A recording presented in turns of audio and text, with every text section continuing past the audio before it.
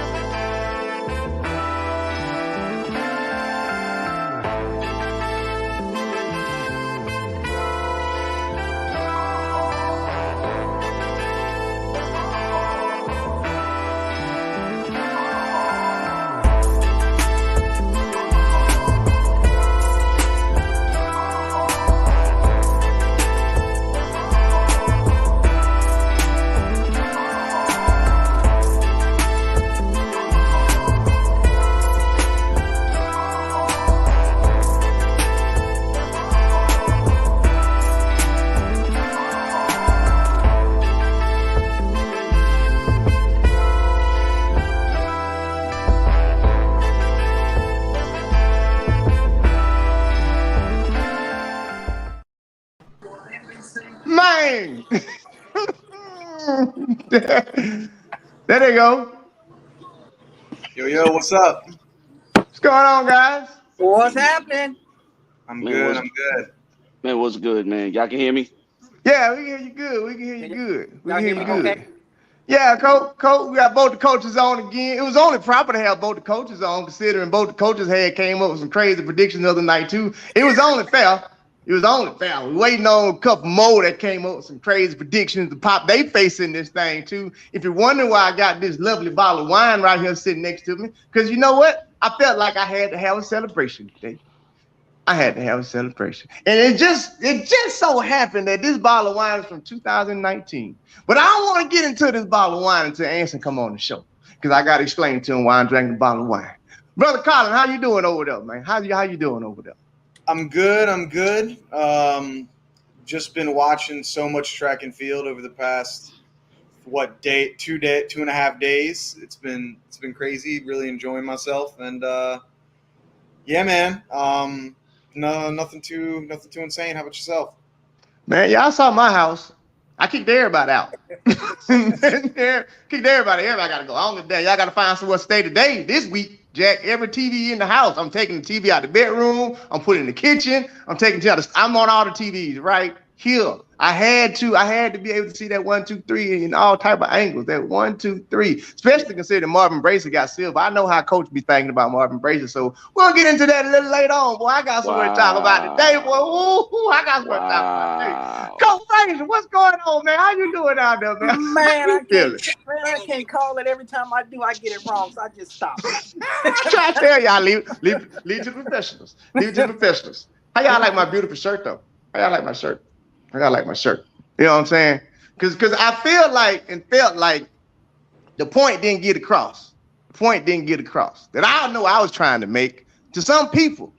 I mean, even talking about some 4x1 rundowns, I'm like, how, Sway? It ain't that type of party no more. Not today, not this Marvin Bracer. I'm like, you got to be on some type of drug. And then I'm trying to tell these folks talking about they can't go 1, 2, 3. I say, man, y'all got to be on some type of drugs. I'm trying to tell you. And then I had to really think about it. I said, man, I think these folks been on drugs all year long, because I could have sworn I said, no disrespect, but Christian Coleman wasn't going to go nowhere close to that podium this season. So I just got a whole bunch of reasons why I have this wine next to me and why I have this shirt on today, because I feel kind of good about myself today. Because, I do a lot of talking like I'm doing right now. I do a lot of talking. But when it comes down to these things called championships, I try to tell people a lot of time. I say, be finicky in these track meets. You know how folks going to do, you know what I'm saying? But when we talking about championships, I am the championship king. I'm gonna tell you what's gonna happen, how it's gonna happen. You ain't gonna like it sometimes, but it gotta be that way. It has to be that way. I'm sorry it got to be that way. People all the time. But I remember me and Coach was talking back during Indo season, and I remember saying something like, man, I don't really see Coleman being no more than 10-0 runner this year.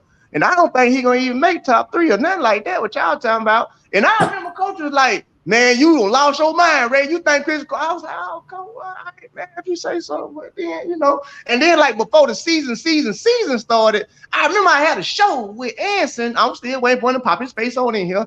I had a debate show with Anson one-on-one about this particular topic. How I literally said it was going to take him a whole year. I'm gonna give him 6 at best, and everybody shot me for it. What you talking about? Chris Coleman gonna do it? I said, man, look, man, I ain't gonna disrespect Chris Coleman. I'm not disrespecting Chris Coleman. But what I'm saying is, based on he been off 2 years and what he got to go through and what these folks doing, he's gonna be behind. I ain't trying to say that he ain't gonna get on the podium, but I don't see him get on the podium.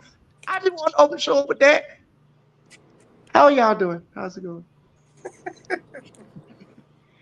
How y'all like the Hunters? Yeah, but you also said Fred Curley was going to run 9.5 as well. Okay, first of all, we'll get into that later because I explain why he didn't. I can explain why he didn't. Let him live on his high horse for a moment. That's right. Okay, all right. We'll get that later. We don't I'll let him get that. But let's be clear. Let's be clear. I think Colin and myself got 2 of the 3 people correct.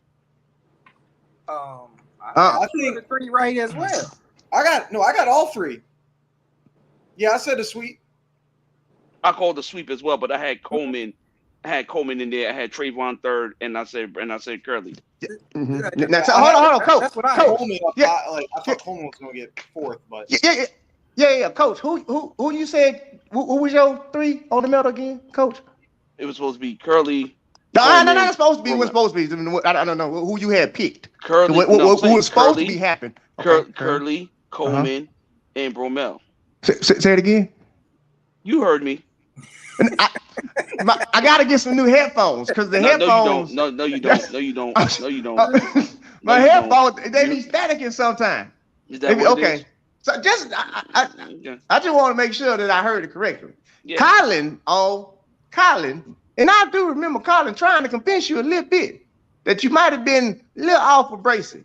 I remember trying to convince you just a little bit. He was like, "Well, hold on now, I got the stats over here, and here's what Marvin Bracing." Now I remember him doing that, coach. True. True. I mean, dude, look. I'm sorry. Right. I just couldn't go against the world champion till the world champion gets defeated badly. So he lost. He got what, 5th? What did he get? 5th? 6th. He got 6th. Mm-hmm. He got 6th. He got 6th, and I was wrong. I can eat that. Wait. Well, I guess I go and start. Did he just say did he admit he was wrong? You see what I'm doing? I'm twisted. I'm already starting. I said, I guess I can start this celebration early. Man, okay. I might need to roll up for that. Now you see the difference between me and everybody else. I can admit that I'm wrong without the caveats.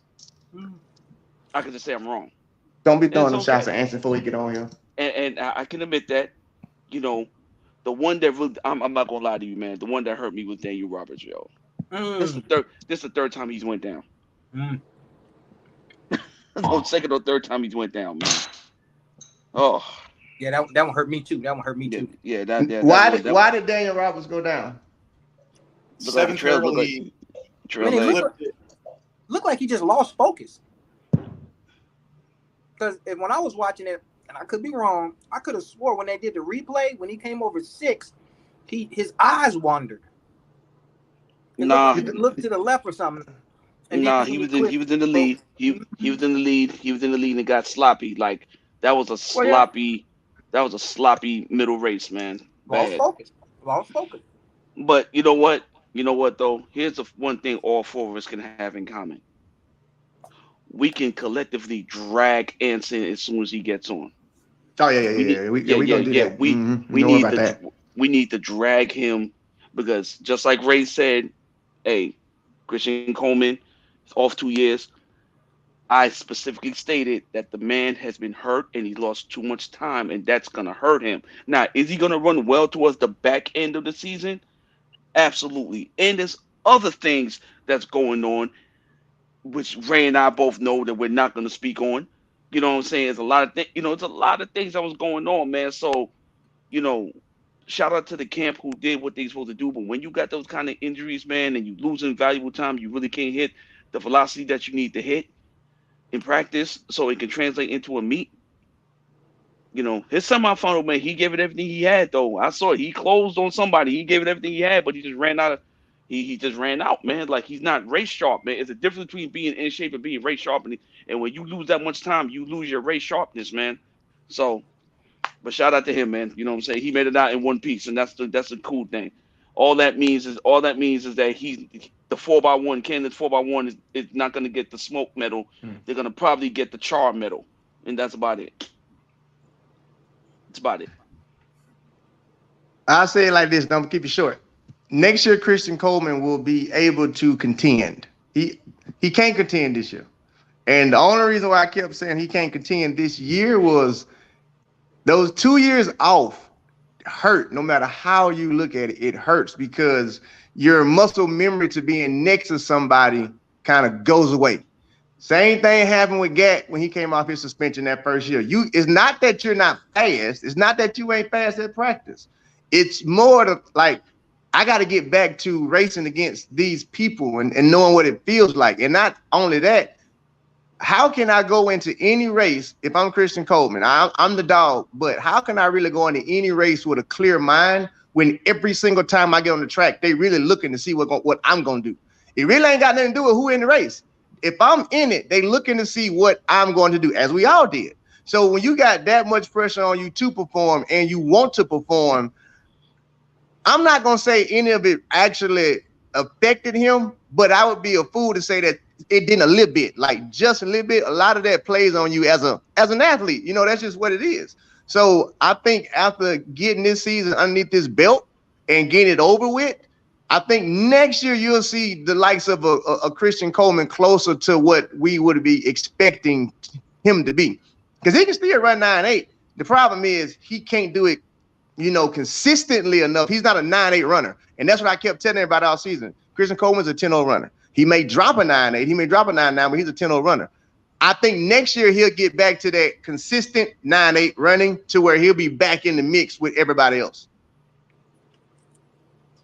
Yeah, like even in his interview after the race, he was talking to some of the people in the mix zone. He was like, "Yeah, it's a tough one, coming off of not competing for 2 years," and he was like he was proud of getting through the season. It obviously didn't end the way he wanted to, but yeah, like I definitely see that. Like I think it was going to be a tough year for him to come back. I mean, going into this championship, like, those names that you would have liked to see be able to compete, I think really didn't have much of a chance coming into it. Like Jacobs didn't have much of a chance, DeGrasse didn't have much of a chance. Coleman didn't have much of a chance because the margin for error is so small when you're doing the 100, right? Like it's so tiny that when you have something as big as a suspension for 2 years or as big as I haven't raced this entire season because I've been injured, when you have those things and you're going up against people that are healthy,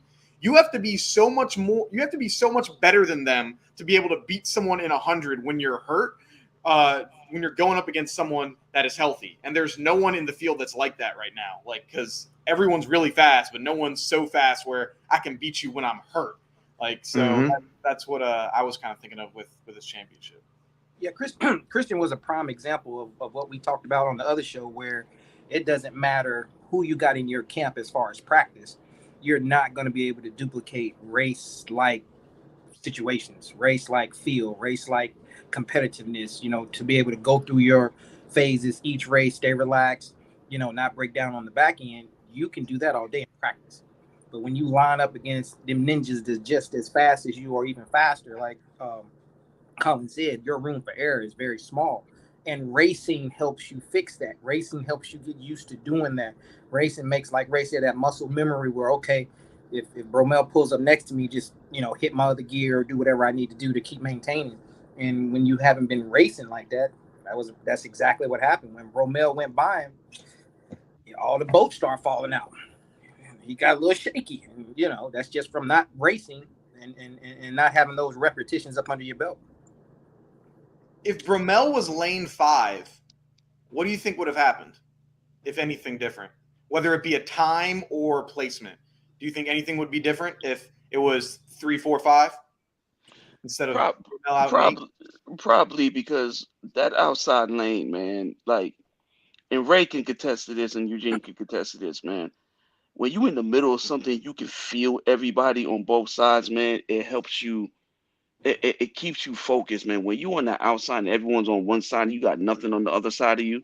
It can kind of throw you off. But that's why I got to give Romel so much love and credit, man, because he could have folded, man. Like he could have legitimately given that title to Seville, and he didn't. So I think if he was in the inside lane, I think the results probably would have been the same.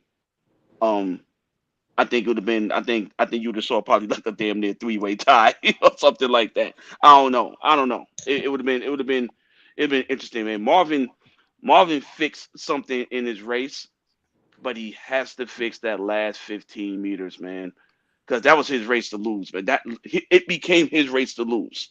It became his, and I thought when I was watching, I was like, damn, he pulled it off. I was Yeah. like, damn, I gotta hear Ray's mouth on Monday. I was like, damn. But I was like, you know what? And then when I saw Fred, being able to go 44.4 like he did this year, and 1980 like he did this year, man, hey man, or 19.7 that he did this year, that 200 meters, man, that it kicked in on him. It kicked in for him, man. So he just got him at the line, and Marvin admitted that he got to fix some stuff. He admitted it. So as long as he goes back to the lab and get it done, he's gonna run 9.7 this year. I'm telling you right now, the back part of the track and field international season is going to be probably the greatest back season we've seen in a long time. You're going to see a lot of crazy times coming after this meet. I feel it. Brussels and friggin' what's the meet that what's the big one? Not Monaco. Zurich. Zurich. Mm-hmm. It's gonna be crazy. Zurich is gonna be like Zurich of old. Yeah, somebody going 9.7 low at Zurich. Somebody going 9.7 low.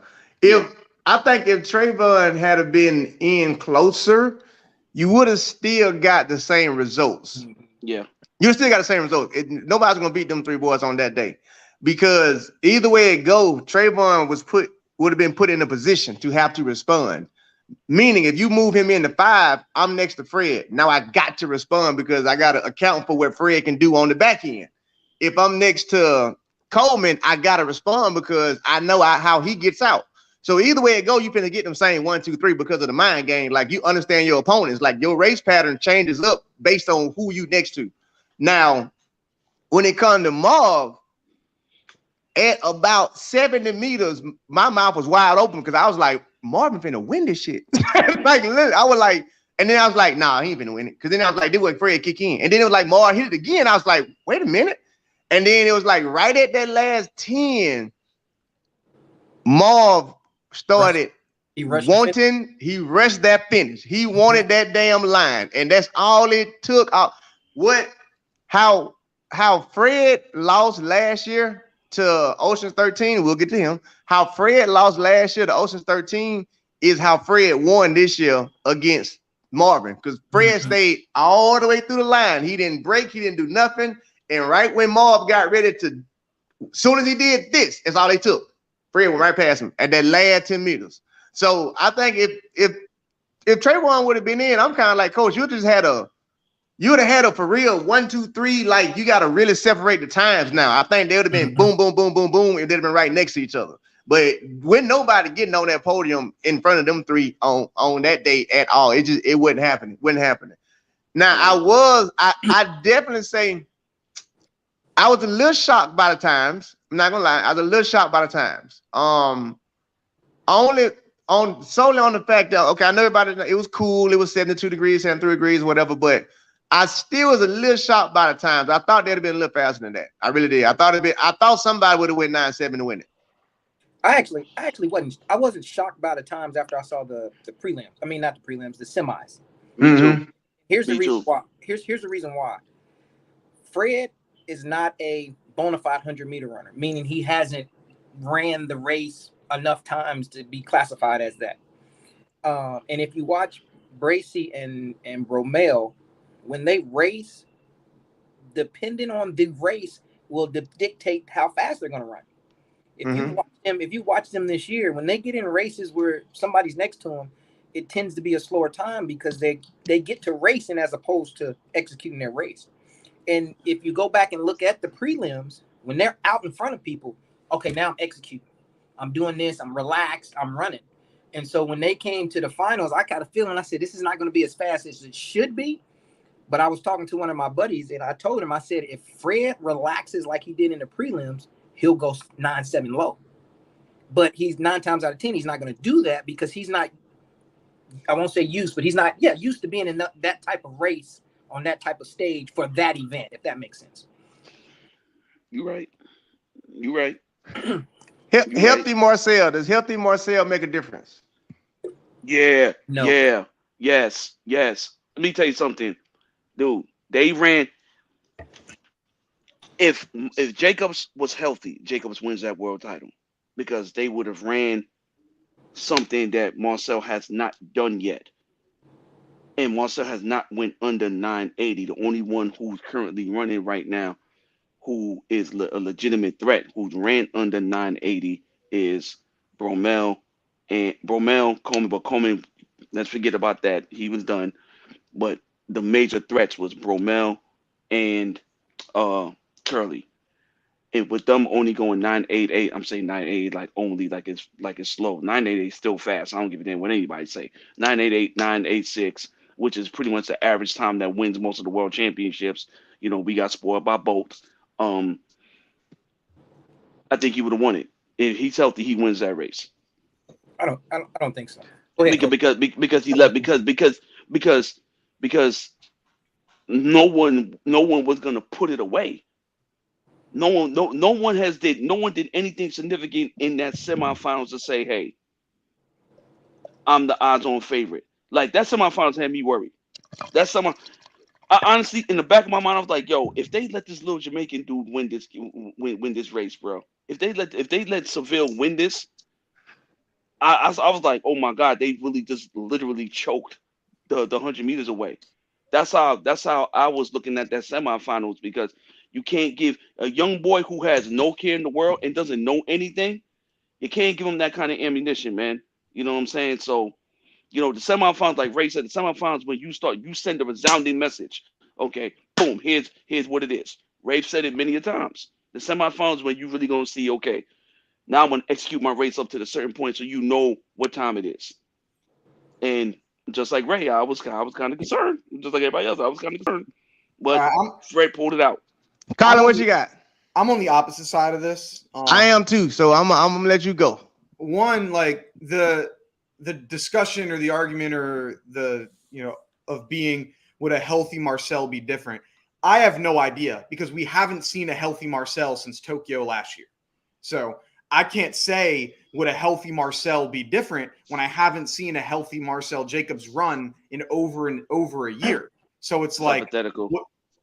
No, that's not hypothetical. It's no, true. no. Say everything's hypothetical though. Yeah, so it's like yeah, I have no idea. Like, would a healthy Marcel Jacobs have been good? Because does he improve from last year, or is he running the same type of stuff that he was running last year? Like, you know, what's the mental looking like? Like, what type of times he jump? So it's like, for me, it's like if I had seen a few races this year of like a healthy Marcel Jacobs, then maybe I could have been like, all right, yeah, like maybe it would be, but just based off of what I had seen and the fact that I haven't seen a healthy Marcel in a while makes it difficult. And then for me, like, I think most people were even more confident in Fred Kerley, you know, going out after the semis. I mean, people that I was talking to, people on social media, and you know how I know for sure is because the betting lines on Fred Kerley changed dramatically after the semifinals. It went from -165 to -700. So even the people in Vegas thought that he was guaranteed to win now. So I was thinking the exact opposite. I was like, this is a lock for Fred Kerley almost. Like, he was looking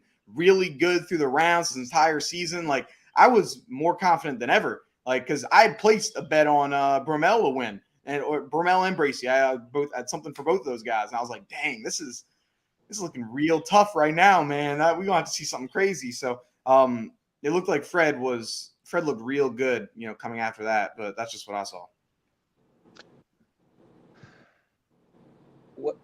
Well, I I'm gonna call it. I'm sorry. I'm gonna keep it 100. I wore my shirt for a reason today. I wore it for a reason because Miss, go ahead, Ray. Go ahead, Ray. I knew at some point in time, somebody's gonna say something stupid.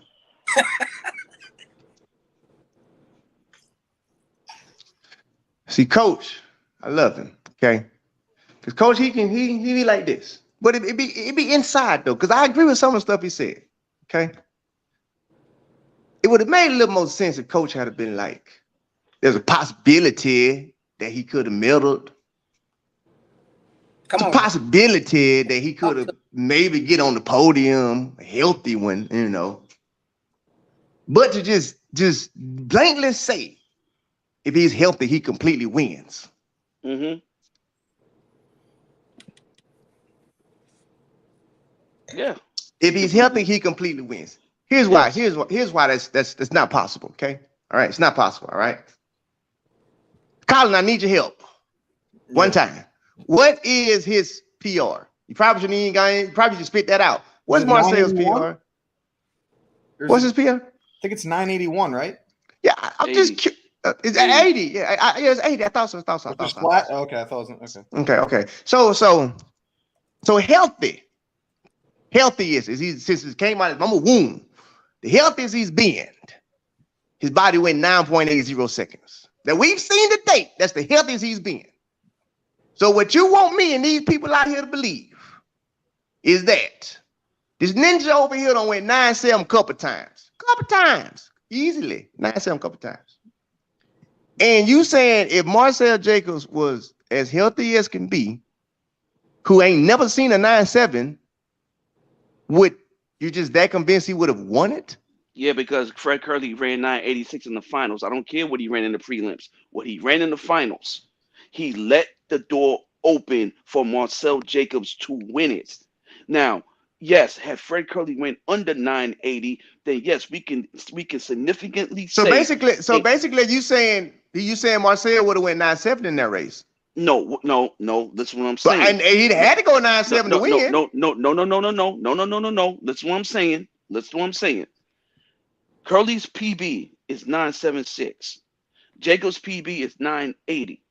In the finals, okay, had Jacob been healthy and Curly ran what he ran in the finals yesterday, which is slower than Jacob's PB, he leaves the door open for Jacobs to win it because he didn't go under 980. Now, here's why your argument isn't valid, Coach. Here's why your argument isn't valid. It is valid. It's not valid because of one reason only. We all agreed that the times wasn't as pretty, but we also said that it was a little chilly. We also said it was a little cool. So if we're gonna say if we're gonna say it's a little cool, it's a little chilly, then we talking about it's a little cool, little chilly. So now you saying that Marcel can come out there and defy the weather. He can come out there and it don't affect him and go 9-7. You all said it. I don't do the weather thing. You all said it. I didn't say that. I didn't say it. The weatherman said it. The weatherman said it was cold. The weatherman said it was 72 degrees. Okay, 72 degrees. That's really cold. In theory, it ain't, but that means everybody nipples is on hard out there at the same time. Ain't nobody no colder, no hotter than the other person. So he just as cold out there running. So now it's a race again. What we've seen when they lock up next to each other is ain't now one of them really just separating themselves from each other. They right next to each other. So now you got a race. If it's a race, no, Fred Curley, it's the same outcome. Why is the same outcome? Because I told y'all on American soil, the same outcome, the exact same outcome. What had happened? Been 1, 2, 3. He'd have got fourth. I told y'all. I said. I got to see him. I said I got to see him. He'd have got fourth.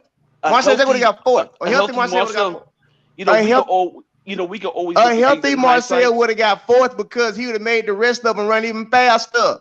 They would have counted for that. They would have counted for that. You ain't gonna come to America to do this. So let me get this straight. So the world title on the line, and you mean to tell me, forget the bonuses, forget the medals, forget the titles. A man's gonna make them run faster, even though it's the world championships. Hell yeah. Okay. That's a factor. You got to factor that in. You have to factor that in now. Like, all right, well, now I got to really, I ain't like you ain't going to ever go, but at the same time, you got to factor it in. And look, you do realize Gatlin never PB'd against Bolt, right? So you would think Bolt would elevate him. He never PB'd against Bolt. He never PB because he was afraid of Bolt. That's a difference. That's a complete difference. Okay. But what did Bolt do to Tyson? He pulled him to like, nah, I'm not afraid of you, Jack. So guess what? I'm finna come out here and account for who you are. So since he had to account for who he was, that's why Tyson always was pulled to fast times. I'm just saying what it is. And looking into last year, like saying like, oh, a healthy Lamont Jacobs would have beaten all these guys. Like, all right, let's take a look at what Lamont Jacobs was last year. Like, yeah, he ran 9.8. He ran 2 9.8 races, semifinals of the Olympics and the finals of the Olympics. So it was 9.84 and then 9.80. Going into the Olympic Games, his personal best was a 9.95 that he ran in May, his very first meet. Other than that, he was a 10.0 runner. Thank you. Other than last year, Marcel Jacobs has been a 10.0 guy his entire career. I know he did long jump, but he's been a 10.0 guy. Last year, going into the Olympics, Fred Kerley was a 9.8 runner. He ran 9.86. And he's proven now he's gone 9.7 multiple times. I don't see a way where Fred Kerley is coming in and losing this, especially my favorite quote from the championship. When Fred Kerley said, when he was asked, why did you run 9.7? Did you guys hear this quote? Oh, this was great. Y'all gonna love this. Ray, you're gonna love this. He was asked by the media, so Fred, why did you run a 9.7 in the semifinals? And he said, because all those other guys are gonna have to go to bed thinking about the dude that just ran a 9.7. I'm not gonna have to do that. That's why I ran 9.7. That's my ninja. That's mind games. I'm so glad Colin brought that up because that was going to be my whole point. Who before the Olympics, who knew who Marcel Jacobs was? Who picked him to win the Olympics? Anybody on here pick him? I damn sure didn't pick him. Nobody picked him. I'll tell you straight up. I didn't even make a prediction for the 100 because when Trayvon went down, I was like, oh, never mind. And so to say that he would have won, he hasn't even proven himself to be a legitimate 100-meter runner. This is also true. Even though he's the Olympic champion, he caught the moment. Because we got to remember, prior to the 100, his high jump countryman had just won. Mm-hmm. So he caught a moment, and he capitalized on it. But like Colin stated, prior to that, he's not even a bona fide sub 10 100-meter runner. And then he comes back the following year and so pull out every meet. This year he pulled out every meet. He hasn't established himself as a bona fide 100-meter, as a bona fide 10 sub 10 runner. So he was the Olympic champion? Say that again? But he's the Olympic champion? I just stated, even though he Ocean 13 for a reason. He like Fraser said, he caught the moment. He caught the moment. Come on. Caught the moment. Coach. You can't sit here and tell me that a guy who has not established himself as a sub 10 runner, 100-meter runner, is going to go up against multiple athletes that have under sub 10 multiple times. And now we know who you are. Yeah. You snuck us last time. We ain't know who you were. They didn't know who he was. He snuck everybody. He caught the moment. Kudos to him. He capitalized on the biggest moment on the biggest stage, and you can never take that away from him. But if you go back and look at the consistency of him as a 100-meter sub 10 runner, he's not. He's a 10.0 runner, maybe a 10.1 runner. Put it to you like this here. Quote from Trayvon. Me, Fred, and Marv was out there running like who the fastest brother in the family. And that's what I literally was telling y'all from the beginning. I was like, y'all don't understand. These three are different. These three are like brothers. It's going to be hard to get on that podium because they're going to use each other. Like they all in their mind together was synced up that we going 1, 2, 3. It's hard to break that up because now you have that team feeling. Like I'm my brother's keeper. Like, no, we here together. And then even with that's the magical thing about it, because Trayvon was all the way out there by himself. like my brothers, my two brothers on the inside, I'm way over here. But we came here to do something. You see what I'm saying? So that's why I kept saying, like, before the show, before everything, I was like, bro, y'all don't understand. It's the relationship that those three have for each other. It's the respect that those three have for each other is what's going to push them three to get on that podium, because all three of them want all three of them to be on the podium. Like, they want to be on the podium together. It's hard to break that up, because now when you got that in a final, I mean, come on, praise the coach, Colin, even you, that's HSI. That's the same thing HSI used to do. Like, if we get in the thing and stack this thing and we all cool together, oh, y'all in trouble. True. We want all the money. Yeah. So I think if Marcel had been healthy, because it's kind of like superheroes. They were using each other's powers. He wasn't gonna be able to work. It wasn't gonna be able to work, coach. It wasn't gonna be able to work. Because all three on collective would have been like, not today, Jack. Not on this soil. I kept trying to tell y'all. Not in America. Not in America. Whatever. Not in America. Listen, I'm not writing off the Olympic champion had he been healthy. He rolled off. He done rolled off. How about that? You ain't gotta write him off. You done rolled off in the airplane. Okay. So you know what you gotta do now? So you know what you gotta do now? That means moving forward, you can never bet in favor of him moving forward. Okay. First of all, I ain't never been in favor of him anyway. I say okay. You hear this, Colin?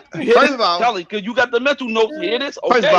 First of all, let me make sure I make something clear and clean. I'm the one that gave him the name Oceans. I'm one of his biggest fans. Literally, I'm one of his biggest fans. I love his workout style. I love his knee ash. He has the most phenomenal knee ash there is in the game. I'm not taking it away from him. But just knee ash ain't gonna get you there. Just knee ash ain't gonna get you there. And I'm gonna say it like this right here. Him pulling out lets me know there's no way you're gonna beat them boys, because I can't pull out. What the you gonna pull me off the track? You literally gonna have to pull me off the track. Why? What's left? I'm feeling something. Okay, well, I'm finna go out like KD then. I'm at the World Championships. What you gonna look like if you're if I'm the Olympic champ? I'm the defending Olympic champ. I'm Marcel Jacobs. Guess what I'm finna do? I don't give a damn.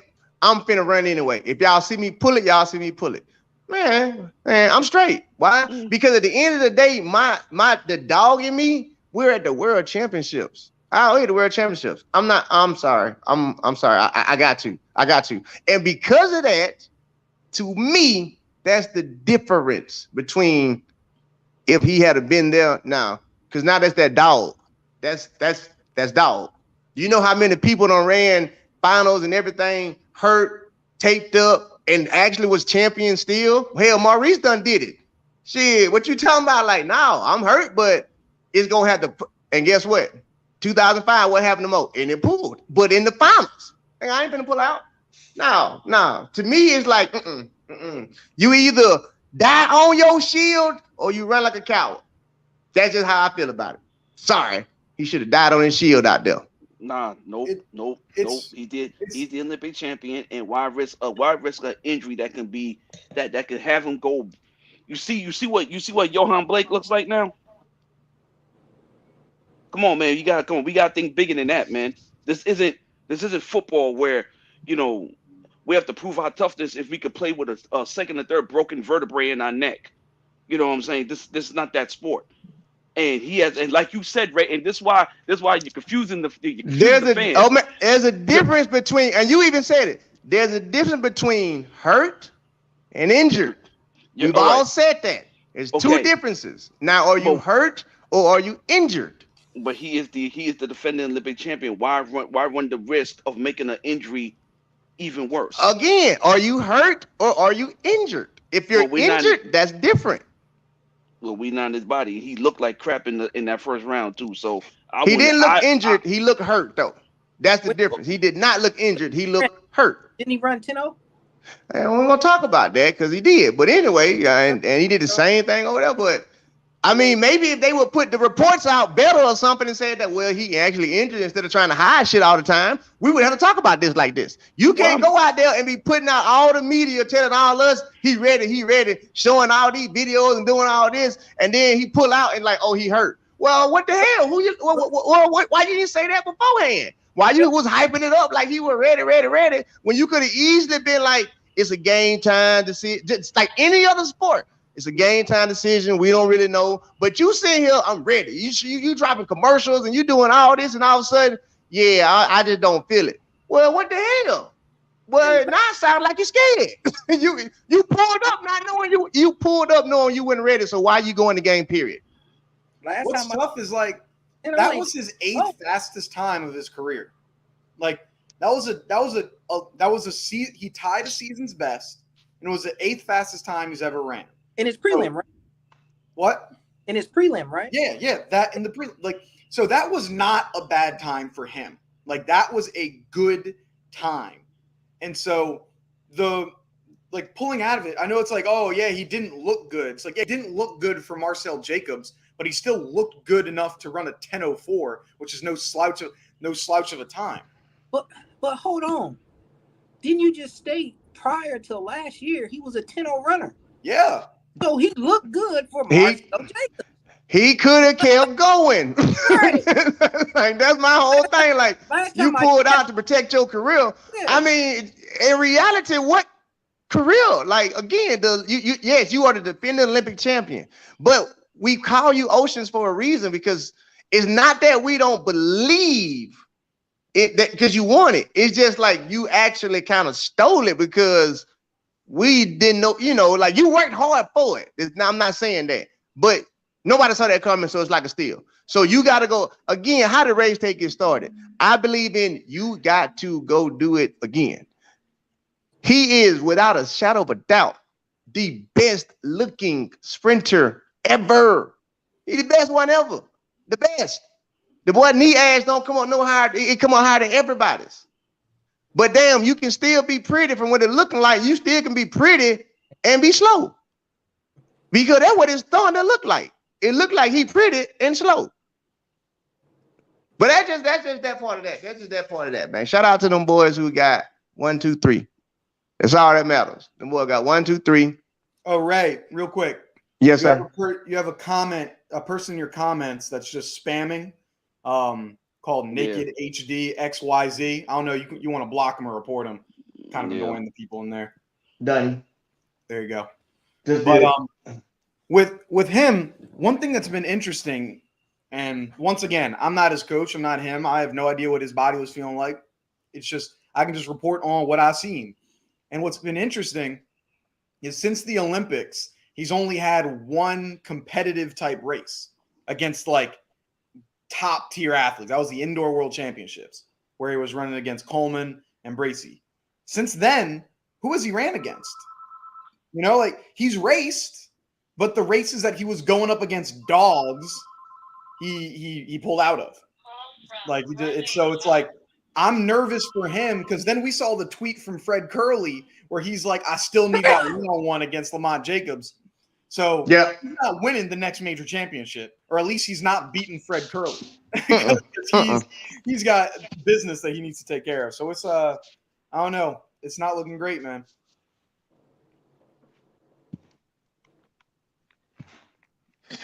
America with 1, 2, 3. That's all that matters. Okay, so let's go ahead and switch over to this women's 100 real fast. All right. What's your thoughts? What you saying? To me, I just saw it looked standard to me. The Jamaicans looked great, like I was expecting them to. They didn't. The only real surprise, I guess, or intriguing result so far, I'd say, is Dina Asher-Smith. Like she looked really good, a lot better than I kind of expected her to. So I'm looking forward to seeing how she does. But otherwise, it's looking real prime that we might be getting another sweep here on the Jamaican side coming up tonight. I don't know, man. I don't know. I'm all for the Jamaican sweep. We all know that. But Dina, I mean, it can happen. It can't happen. But Dina and Kimbunji, who I said um can ruffle some feathers, man. But the semis is gonna tell a lot. The semifinals is gonna tell a lot. Yeah, you can't really read too much off them prelims because Yeah. Shit, I read a lot of them prelims. Y'all just keep going.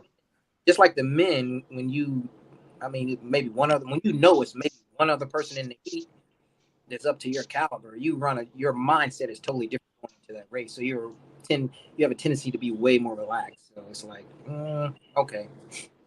Mhm. I don't know what the hell y'all was looking, but y'all keep going. I don't know what the hell y'all saw, but keep going. No, I mean, no. Listen. We really can't really tell much. Talu looked good.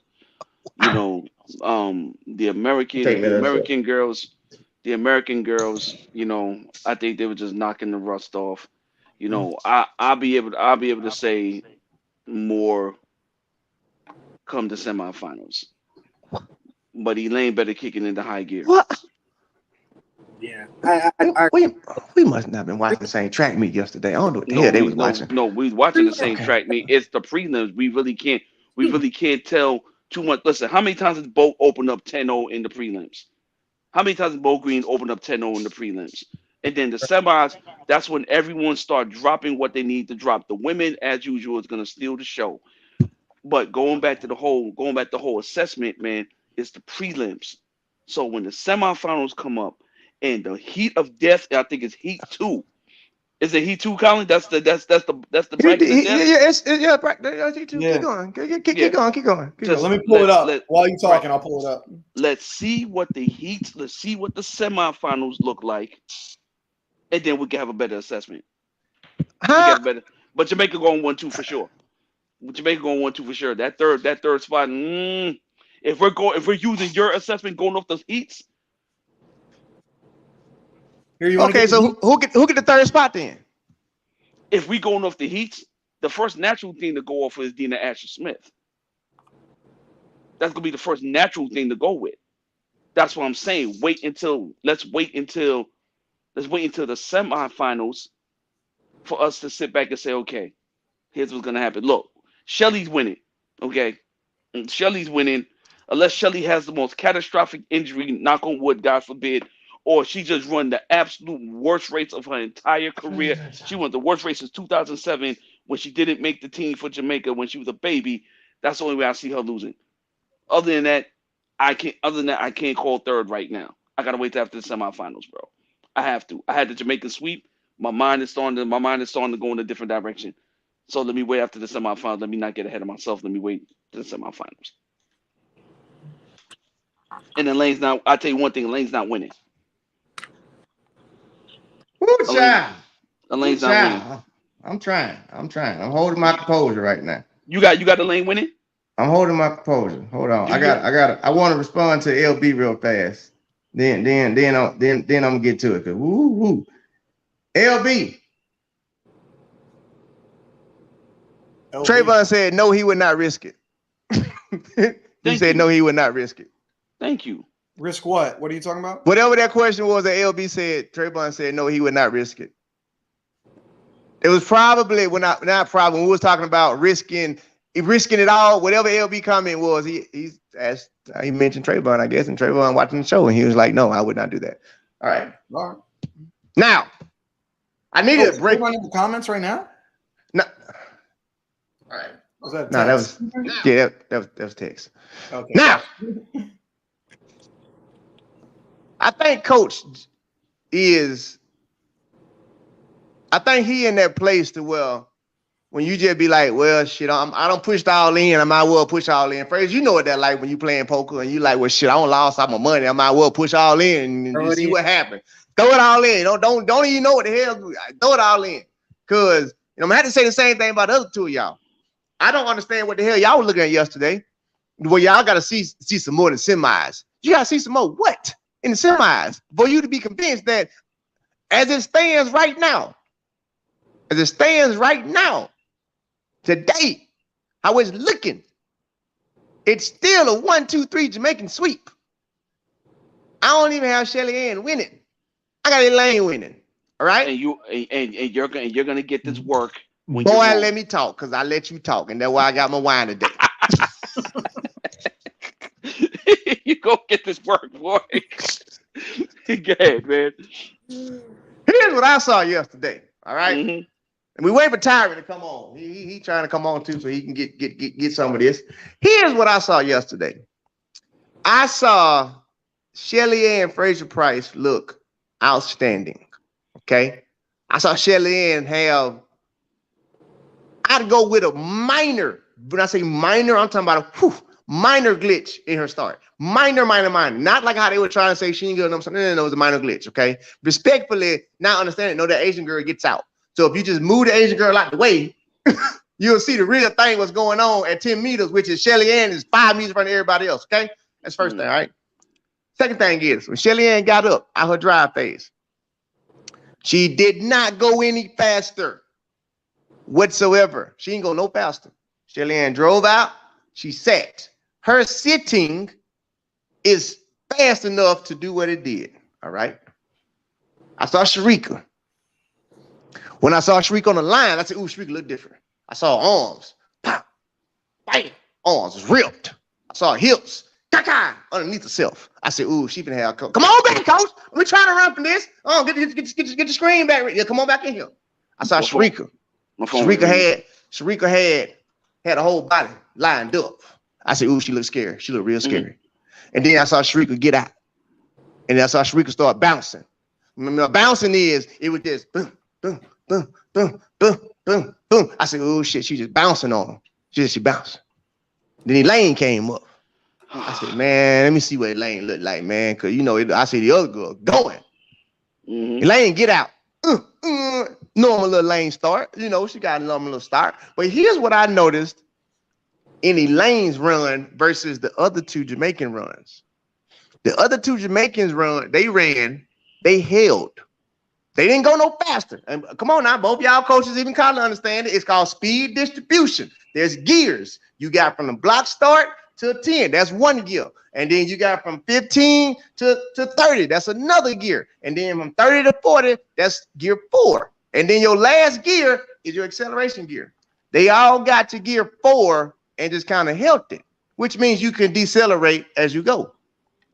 Elaine Thompson got to gear 4 and went back down to 3, 2, and then went back up to 3 because somebody was fighting her, and then went back down to 2. If y'all did not see, if you could just chart it, if y'all didn't see Elaine race do this right here, up and then down. Like even her knees, everything completely dropped. After she came on her drive phase, she didn't lift not a single time. She came on her drive phase and said, drop. Knees just went straight down.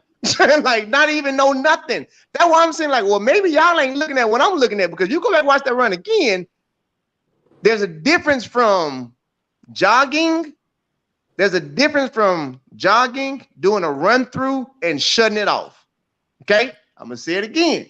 There's a difference between jogging, a run through, and shutting it off. She shut it off. To me, that means, okay, so shit, if you don't shut it off, you can hit a gear. Oh, no. Back to the top. Elaine, back to the top. I got Elaine, Shelly Ann, Sharika. Ray, you didn't believe none of that stuff you just said. Hold on, though. But can somebody slip in and mess it up? No, not at all. If it is anybody, I have to go with 2 people, Kumbuji and Melissa Jefferson. So pretty much there go your top 6 for me. Well, 5. Yeah, 5. I'm sorry. Oh no, Dina. But here's my thing with Dina. I got Dina coming in at that 6 though. She closed that door at that 6. Same shit I said last year, but nobody believe me. That's like, no, Dina. I'm like, oh, y'all just watch. I got her by that back that 6th place. Jamaica 1, 2, 3. Yeah. She looked good yesterday. Go ahead, Colin. She looked good. Hold on. Dina looked great yesterday. She looked excellent yesterday. You look excellent, and they was playing. how the hell y'all not seeing the difference is Dina ain't playing. She looked excellent. Like y'all talking like, oh, she looked excellent. No, I don't disagree. I don't disagree with Dina. I said Dina, but all that other stuff you saying. I mean, okay. Dina like 6 because I don't see too much faster she can go. Yeah, I don't have a problem with that. Yeah, that's what I'm saying. Like Dina 6. Wait, Dina's 6 at 10. What's she running the prelims? 1083? What's she running the prelims count? 1083, right? Thought it was 85, but yeah, 85, 83. Okay. It was like right off of her personal best. It was really close. Right. Yeah. Okay. So you mean to tell me? No, I think the question need to be: so is she ready to go 10-6? Or is she ready to take out 0.2 of her personal best? She's not going 10-6. Let's stop. Okay, so right guess now. what? Guess what? Dina ain't in the conversation then. Okay, is she ready? Is she ready to go 10-7? Elaine ain't going 10-6. Elaine ain't going 10-6. Let me make sure I get this straight. Can you ran track? And then I'm gonna let Colin talk because my head hurting. You ran track. Yes. Colin ran track. Fraser ran and coached it. I did a little bit of both. I was all right on both of them. If I have a bad year, and I'm talking to all of y'all, a bad year for you would be, okay, well, last year I hit PRs and this year I didn't PR. Respectfully, right? Colin, what's your PR? What's your highest jump? What's your high pole ball, Colin? 15.9. So if you come back the next year and you go like 16-2, not 59, 15-5. It's like a bad year, right? Because I didn't PR, but it's okay, right? Yeah. Coach, you running, a decent little 10-0, something like that, then you come back and run 10-1, like, same thing with you, Fraser, If you talking about Elaine Thompson, who just ran 10-5 last year, she gonna have such a drop off to where she gonna run 10-8 now. So she gonna go from a 10-5 runner, gonna have such a horrible drop off to where her body's max is gonna be 10-8. Her body's max is gonna be 10-8. She's ran 10.79 this year. Okay. But she's not running 10.6 at this meet. So you mean she done got that sore from last year? So what you pretty much saying is that her husband is that bad of a coach to where she gonna drop off 0.3 of her PR.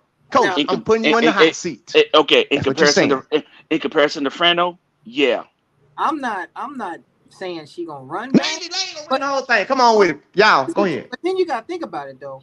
When you have a coaching change, it takes a little bit to adapt to that person's particular style of coaching. I don't care who you are. You can go from the greatest coach to the next greatest coach. That particular athlete is going to have an adjustment period. So to say she's going to run faster. Oh, I didn't say she's going to run faster. No, I didn't say she's going to run faster. Yeah. No. I'm just saying to say she's going to run faster or close to what she ran last year is a stretch. Is it possible? Of course, but is a stretch. To say she's going to run slower based off of how she's been running this year, that's a stretch too. Because her consistency in her races and how she's been executing them dictates that it's in the tank. It's there. I legitimately give her. Has she even? Yeah. Y'all told me, man, if I see something, say something, man. I just don't like this kind of thing going on in my community, man. Yeah. He might be in Philly, man. They call him Coach. I don't know, man. I'm trying to get the information, man. Dude, what are you? I'm just trying to protect our community. Yeah, Marvin Bracey. Yeah, you know he wasn't gonna run that man down. Yes, I want to make a formal complaint, man. Thank you, sir. Thank you, sir. I'm just trying to protect my community. Yeah, well, I know if I see something, say something. That's why I got my shirt on. Yeah. Are you gonna contribute, or you gonna sit in the role of innocent right now? Yes, sir. Marvin Bracey. Yes, sir. Marvin Bracey did. I know at the line. Yeah, he was at the line. Yeah, he lost it at the line, but he got silver. We proud of him. But listen, sir. I'm gonna shoot you an email. I seen something. I'm gonna say something. Just be on the lookout. Hey, what's going on, everybody? I hate y'all caught me. I was making a report, man. See something, say something, man. You know how it goes. I can't listen. Just listen to me. Just listen before y'all go any further. I got to be the first to say I was wrong. Okay, I said that So you called Vermeil was gonna win. So you calling the hotline on yourself? No, because I'm functional. I ain't on that pin no. no. You on that straight up crack. Okay? No. I told y'all. Listen what I told you. Ray, go get the camera and play it back. I told y'all. I said Vermeil was gonna win. Who I said would come in second? I said Bracy come in second. Come on, keep going. Then I said, I'm thinking Curly, and I just mixed it up. Curly won and Vermeil. I mean, come on. But I knew my boy Bracy was second. Y'all stop playing, man. I need me a Rays take official spot, man, from here on. So you 1 out of 3, and you happy? What you mean? 1 out of 3? How I'm 1 out of 3? You got 1 place correct. Bracy second. Everything else you struck out. You popped up and struck out. You were off by far. How? Yeah. I had Curly winning. I had Coleman second. I had Romel third. And where Coleman finished? Okay, he finished 6th, so I'm 2 for 3. Oh my God! Listen, what I'm telling you is my 3. My 3 is on the 3 guys I picked are on the podium. That's what I'm saying. You trying to see you nitpicking, trying to figure out. Oh wait, well they were this particular place and out. No. My but 3 guys were on the podium. But you struck out looking because you had Fred Curly third. And I cry about that. That's fine. I hope the car that you in got the tear marks in there because I know you cried in the car. No, I cried. Listen, I cried in the car before I made that call. I said, man, you know what? Should I really call these people, man? But then I started thinking about it. I'm like, if I don't, then I'm enabling you. I don't want to enable you. I want to call you some help. See, it's the problem is if we keep letting you get away with this stuff, you're gonna get worse. It's just gonna keep growing and growing and growing. We gotta get some help for you, and I'm concerned. I'm a concerned citizen. That's why I called him. Listen, whatever meth lab you're coming from, all right, I need you to chill. All right, you are not ghosts.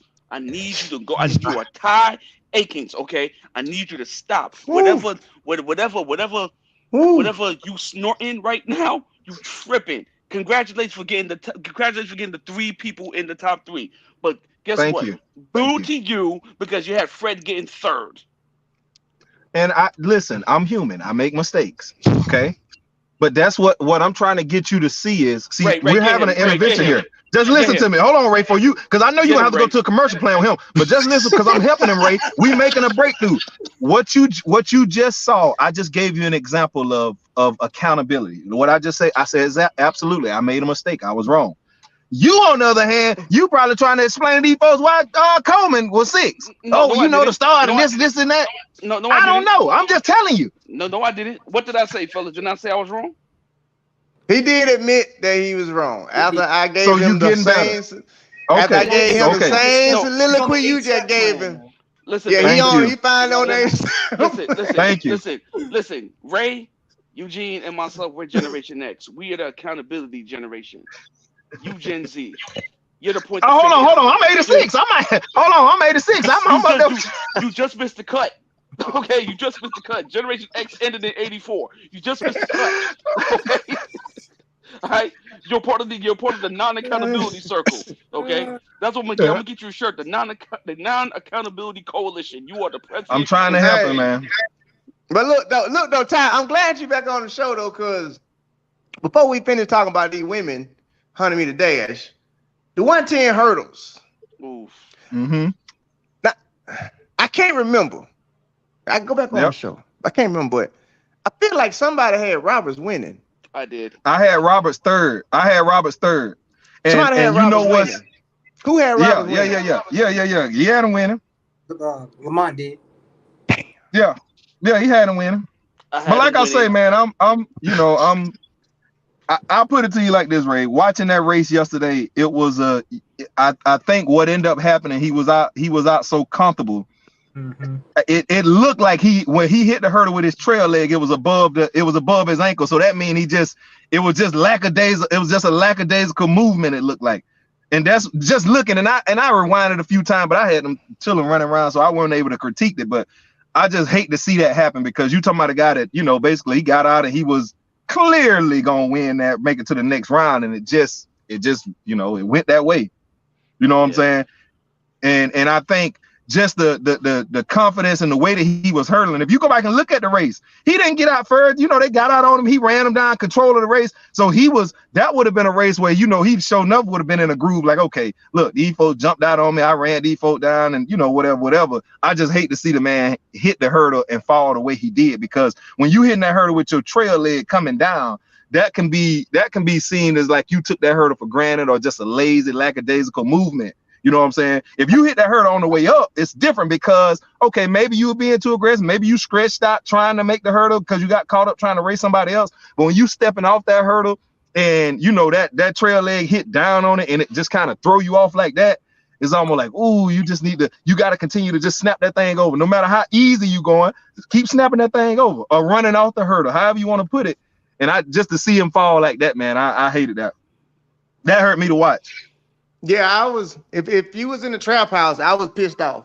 I was. That hurt me to watch. When I say for real pissed off, like I started yelling at him in the TV like I was coaching. Like I was real hot. I was like, man, how the hell you gonna hit the damn hurdle? You know what I'm saying? But that's the one thing about them hurdles, man. Like I say all the time, I respect the hurdles more than anything because you really never know. You really never know. That's why I be like, man, y'all crazy as hell. Ain't no way I be doing that shit. Right. You know, if you go look at the 2012 Olympic trials, I failed. I hit a hurdle and failed in the final. I remember that. Hold on. Ray, go back into the comments and block this naked HD dude again, whoever this is. You got to troll. Okay, I'm in here now. Yeah. All right. My bad. Go ahead. Don't want nobody tapping your stuff. So who wins the hurdles now? Oh, Devin Allen win the hurdle. After what y'all saw yesterday? Yeah, Devin Allen still win the hurdle. Why? Go get your cap. I know he's going to get his caps. Oh my God. He's going to get his cap. It's still he didn't run the fast times and all this thing, but it's still easy race. First round. I'm still giving it to Devin Allen. What I will say is Parchment ain't no joke, man. And what I will tell you too is Trey. Trey made me rethink my picks. Just the way he ran, he made me rethink my picks, man. I'm like, that 13-1 look easy peasy lemon squeezy. So hello, Mayor of Cornersville. Yeah. Yeah, I'm back. I'm sorry. I know I told you I wasn't gonna come back, but apparently, this is a guy named Ty. He's legitimately on dope. I think he's running the meth house. I think he's running the meth lab out of his home. Yeah. If he sees something, he gotta say something. So y'all bear with him. Yeah, please call DHS. He has children in there too. Please, we don't.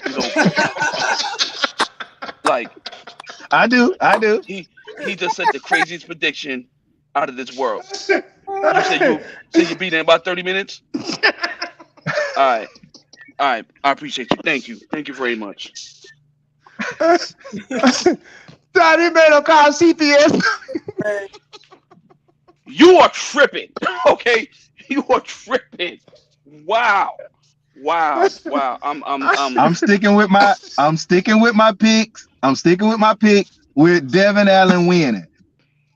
I'm telling you, that second and third, I don't know, man.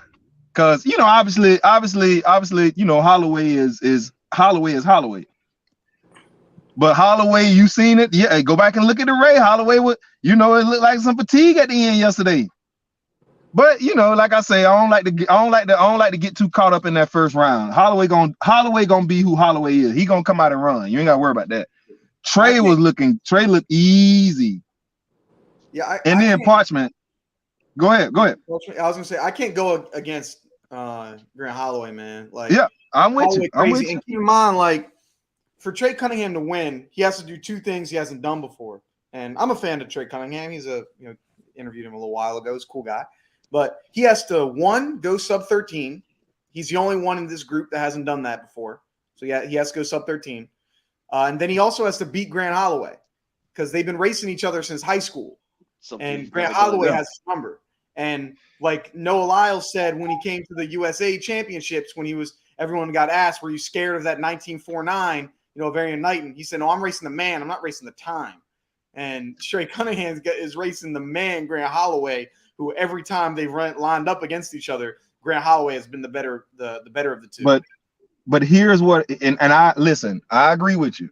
But here's where I think it gets tricky, because yes, you're absolutely right. If him and Grant side by side, but if there's a split, so like if Trey in 3, Hansel in 4, Grant in 5, that's a different dynamic, because now I don't know how Holloway may get caught up in a race, a personal battle with Hansel, or he may get caught up with whoever on the other side. So the dynamic of this race is extremely intriguing, because it can go a lot of different ways, because you got some guys in there, like, go down the list. Hansel Parchman, this guy ran Holloway down last year to win Olympics.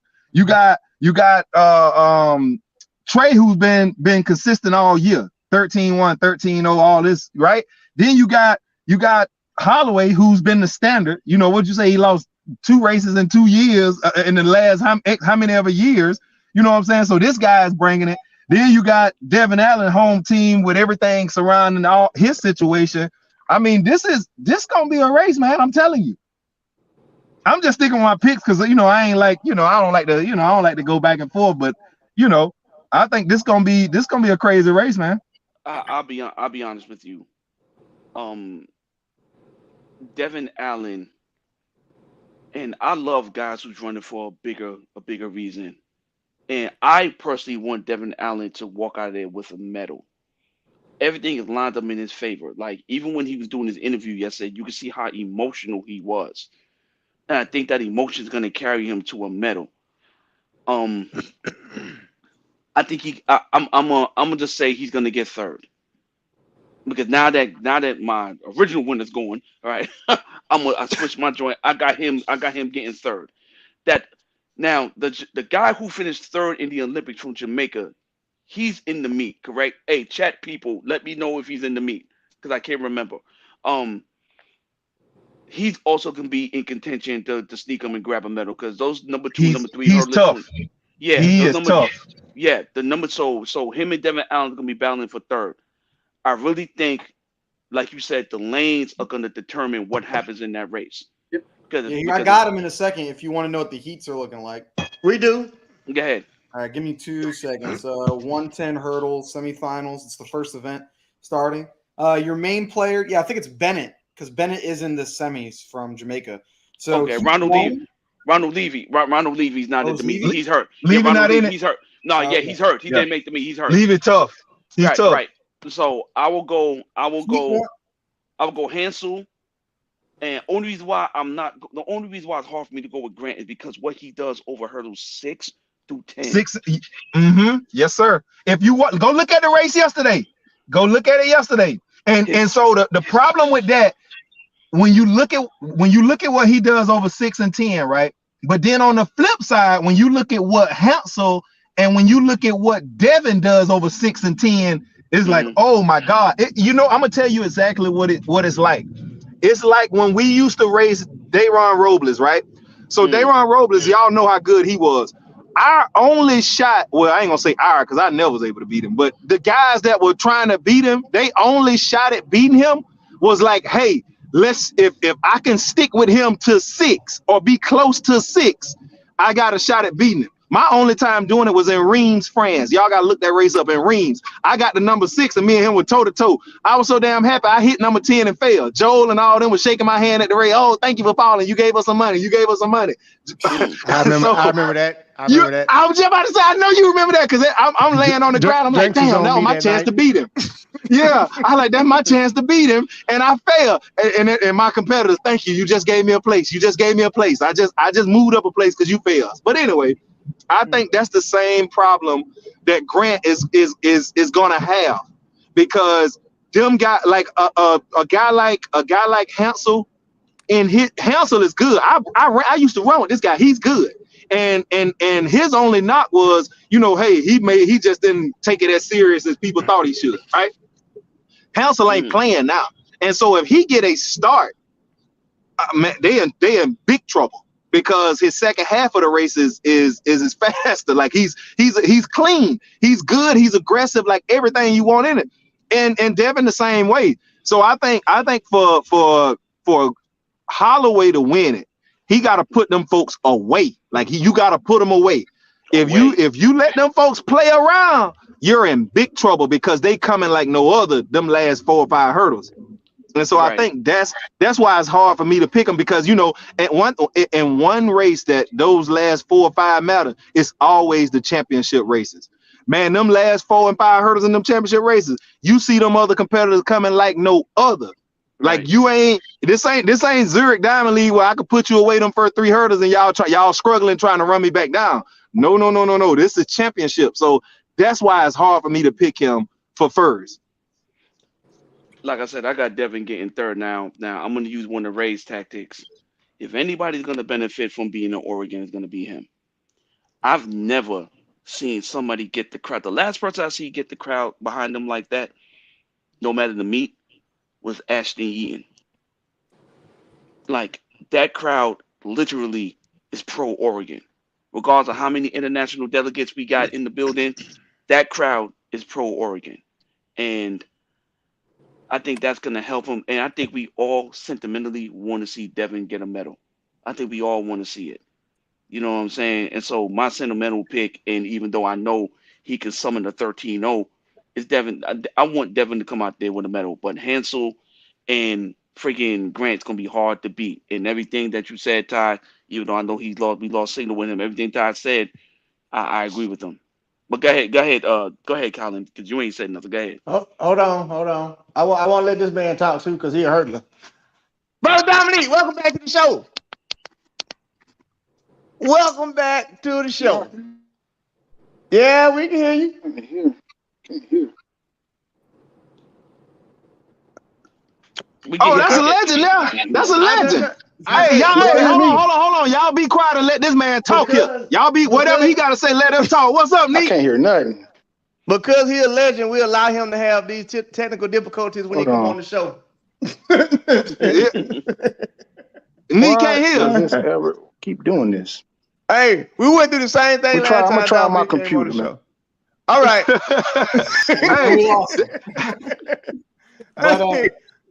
Hey, quick story about Nick, right? I'm a young hurdler coming in the game, and we in this race, and I would talk like him, Alan, them the big homie. I'm just saying, hey man, what can I work on? Like, what can I do? And they give me little tips and stuff.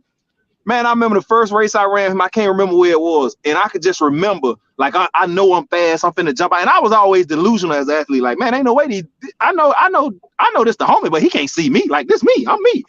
Man, I swear to God, every time he stepped off the hurdle and took a step, it was almost like they moved the hurdle out the way in his lane. I said, wait a minute, I know I can't be this slow. This guy running away from me this bad? I mean, when man, it felt like I was running 200 meters with hurdles, and every time he stepped off the hurdle, they literally moved the hurdle. He just ran that far away from me. I said, shit. I get done with the race, man. This man putting his shoes on and all that. I've got my hands on my knees and shit, man. I said, well, yeah, I got a long. I remember it being depressing. Like, boy, this gonna be a long career because these folks ain't playing. This man must have just ran 5 hurdles and they put 10 in my race. He just did 5 today. Man, them folks were that good, man. I'm telling you. Hey, Dominique, all them boys like him, Alan, Terrence. Man, when I say watching the hurdles. Yeah. Oh my God! Like, and listen, like, and Terrence used to play like, cause I'm a Georgia boy, he Georgia boy, so I've been knowing him since middle school. Terrence used to say stuff like, "Yeah, man, hey, you got me today, boy. I ain't really feeling that good. Well, I ain't really feeling it today." I said, "Man, come on, man. Listen, man. You got 10 medals, man. You ain't got to do this, man. I'm just me, man. They moved my first 2 hurdles, man. I might be. You might still catch me, man. Don't do that, man. I'm trying to get better, man. Hey. No, for real, man. 13-0, boom. I'm right there, 13-4 and 13. I said, man, boy, I gotta find me something else to do. TT, shout out to TT. That's my brother. TT, the king of, man. I feel like shit today. I don't know what I'm talking about. The king of it, like, man, my stomach hurt. Hiya, 10 over the 100, bro. What you doing? You don't even run the shit. Like, why are you here? Hey, he finally in the Hall of Fame too. Shout out to him being in the Hall of Fame. Hey, we're gonna get back on the hurdles though when Dominique get back, because he was in the chats and he was saying some stuff about what was going on with them hurdles. So I was like, well, you already know. Come on in here. You can explain the way you want to explain it, and you definitely get the flow. Explain the way you want to explain what you saw. But I never got the chance to say what I saw or what I wanted to say. Based on what I saw yesterday, right now, Parchment, Grant, and then my boy Superman getting third. Parchment looked like how he did in Tokyo last year. Literally, same way. Like, this ninja playing. Like, he ain't even running. He ain't even hurdling. He just out there. Like, he just out there jumping over some sticks and brooms. Like, he's not even trying. Like, if you saw it the way I saw it, I'm like, he's not even trying. I don't even see the effort right now. It's just like, I'm just hurdling. Shit. Okay. Well, knowing that, and knowing how strong you are, and knowing how Grant gonna get out, Devin, even since USA, it looked like he been struggling to find that start he had at New York. Like, he been trying to recapture it and can't find it again. So ain't none of his like starts been where it was like in New York. Based off of that, I see it being more of a Grant gonna get out, Parchment gonna bring that strength, and then Devin gonna close, and that show 1, 2, 3. I got Parchment winning it again. Colin, what's up, baby? What you got, Colin? Yeah, like I can't have, because like I think we're forgetting. Like, I can't hear chat. Yo, make sure you got the volume on. Yeah, it might be on the mute. Make sure you ain't got it on mute, me. Turn it up. Yeah, but for me, like, we wouldn't be having You're the conversation. in the show. Everyone can see and hear you, but I can't hear them. You can't hear us? No, damn. It's getting on my nerves, Colin. Can we get This happened last time. Yeah. Hey man, if you can email me the link real quick. I'll open up my computer like I did last time. All right, yeah. Let me. I got that. Yeah. I got These that. doggone Colin, go ahead. Samsungs. Colin, go ahead and hook him up. What was his email? Or do you want to? No, send that in the private message. Yeah, just private message me what his email is, and I can put it. So we don't want to have people be blowing that up. But Right. like I was saying, so if we had Grant Holloway, like if Grant Holloway had won that Olympics, I don't think anyone's talking about Wonder Boy losing this dang thing. It's the fact that he ran up on them last two hurdles, and then people are like, "Oh, you have a chance of losing now because that was one race." And so it's always like, "Hey, he could lose." Yeah, because that's because of the one time. The only times Grant Holloway has lost was when he runs up on the hurdles because he's going too dang fast, and then when somebody runs the second fastest time ever. Those are the only two times this man's lost. So I'm not gonna say. So we're either gonna have to get a generational race again in order for him to lose, or we're gonna have to have like a generational failure for him in order to lose. Otherwise, this man wins. That's what he does. He's home. I'm picking Grant Holloway. I don't see a way he's gonna lose. You picking Grant for the W? Oh yeah, easy. Easy. Yeah. So who's second and third? Wow. Second is my big time bias. We're going with Devin Allen because Eagles guy, Philadelphia. Philadelphia, best city in the world. Then we'll go with Hansel Parchment. I think it's gonna be really close between those two. I think Grant Holloway is gonna get his really good start, and he's probably watched that tape a million times of him running up on the hurdle at the Olympics, and he's not gonna let that happen again. So he's gonna be able to get out and sustain it. I don't think Trey Cunningham is there just yet. I think that he will be in the future, but at this point in time, I just don't see him kind of being able to put a medal performance in at this exact moment. But yeah, I got Grant Holloway winning this thing. Hey, what I will say, and I know Dominique is if we can get Dominique on here, he's gonna definitely let you know. I just sent it I just sent the email to you, Colin. Oh, you did? Colin, races like this, your hurdling matters the most. Like, you can get by on a lot of races by being fast and just, you know, running through it and not being aggressive. But like your actual hurdling, this is where it shines. Like, and when you think about last year in the Olympics, he was running up on the hurdles. He was, because he felt Hansel coming. So he started pressing. You see what I'm saying? Just go back and look at it. And so even with him pressing, the guy that's chasing you have to be doing a lot of things right to catch you. Because in track, if you in front of a guy, boy, you gotta do a lot to catch that guy. You see what I'm saying? It ain't just simple as, hey, this guy ran up on the hurdle and then by default, these guys caught him.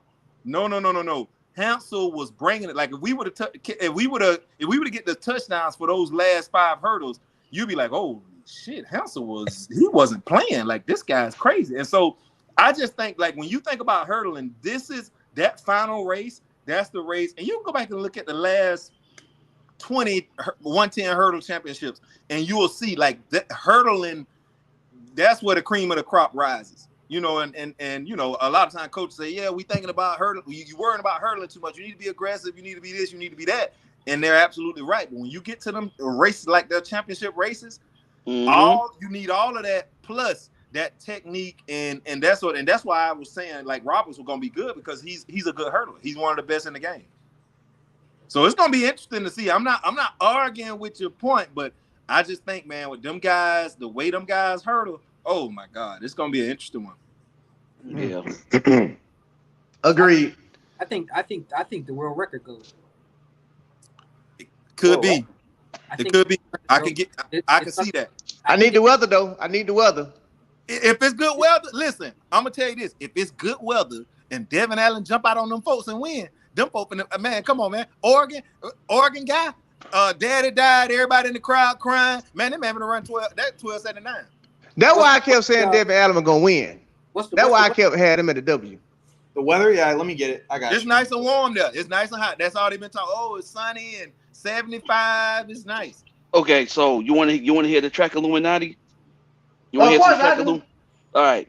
How's it that Oregon, every meet that we've been to, Oregon always got a damn tailwind. All of a sudden, all the wind is at 0.0. Oh, that's perfect. I can make it make sense for you, because I had that same question. Okay. So Oregon, they literally, and when last year when we was there for, you know, what's the name? We same thing. The amount of money that these people spent on science for that stadium is ridiculous. Yeah. Y'all, they showing the pretty stuff like the track and the stand, you know, the seats in the locker rooms. Mm-hmm. The amount of money they spent on the science aspect of just what you just said, building it a certain way so that the wind don't get trapped in it, building it a certain way so that even if it rains, it goes across it. Like they spent so much money on some shit that nobody gets to see, because ain't nobody going to Oregon and see that thing.